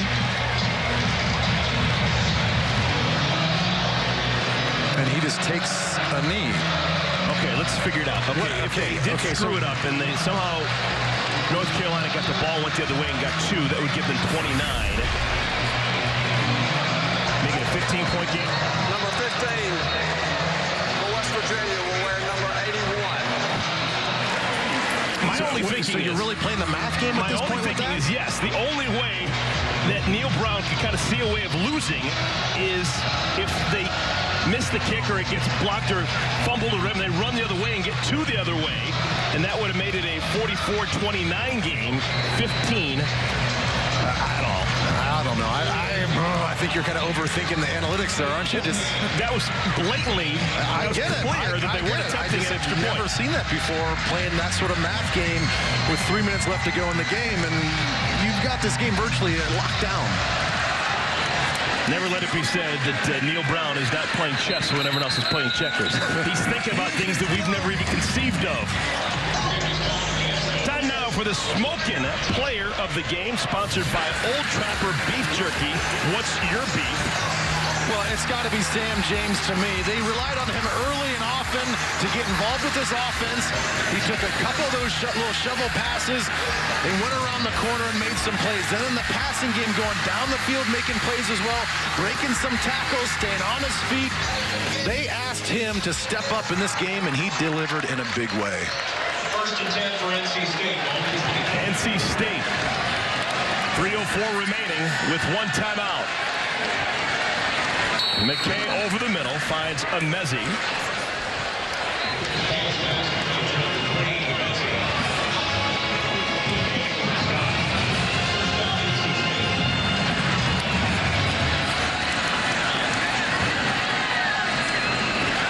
Incomplete. That will stop the clock.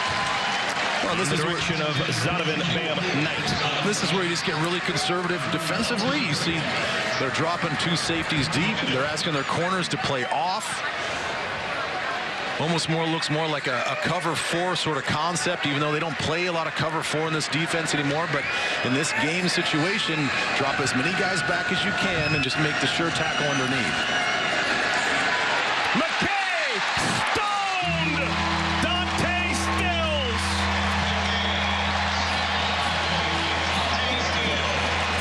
Well, he has made some mistakes, some mental errors in this game by going off sides. But when you want your best players to step up, they run a little stunt on the inside.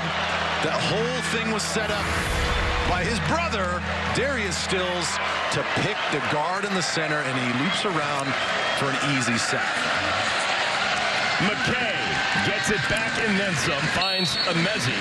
That is now double-digit catches for Emeka Amezi. He's got 10 grabs. But time, not the friend of NC State. We've gone under 2 minutes. And they don't need to be in that much of a hurry. 4th down.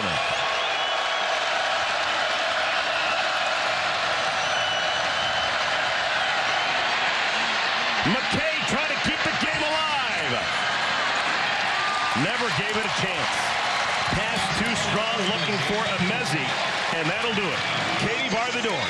West Virginia, after getting spanked a week ago out in Missouri, comes back home and plays with some intensity and is going to be rewarded for it. They answered the bell. They answered every challenge that the coaching staff gave to each one of these position groups. It wasn't just about the offensive line blocking better in the run game. It was about the guys on the outside, the tight ends, the wide receivers, the running backs, asking them to play with reckless abandon. Stop worrying about mistakes. Some nice moves right there, man. Yeah, Reuben Jones making it happen.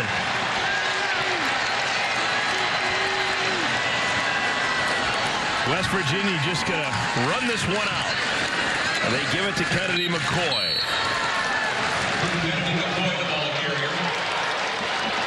Clock continues to move.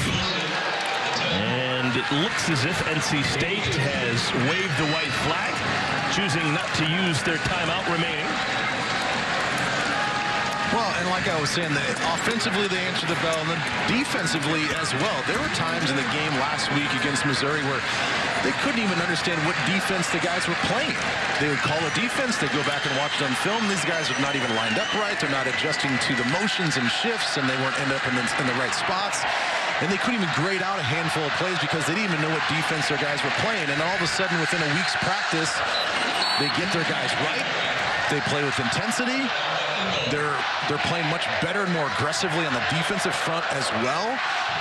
So all in all three phases for West Virginia stepped up, and this is a big statement win for Neil Brown and his staff. They'll have to snap it one more time, and they'll do it out of the victory formation.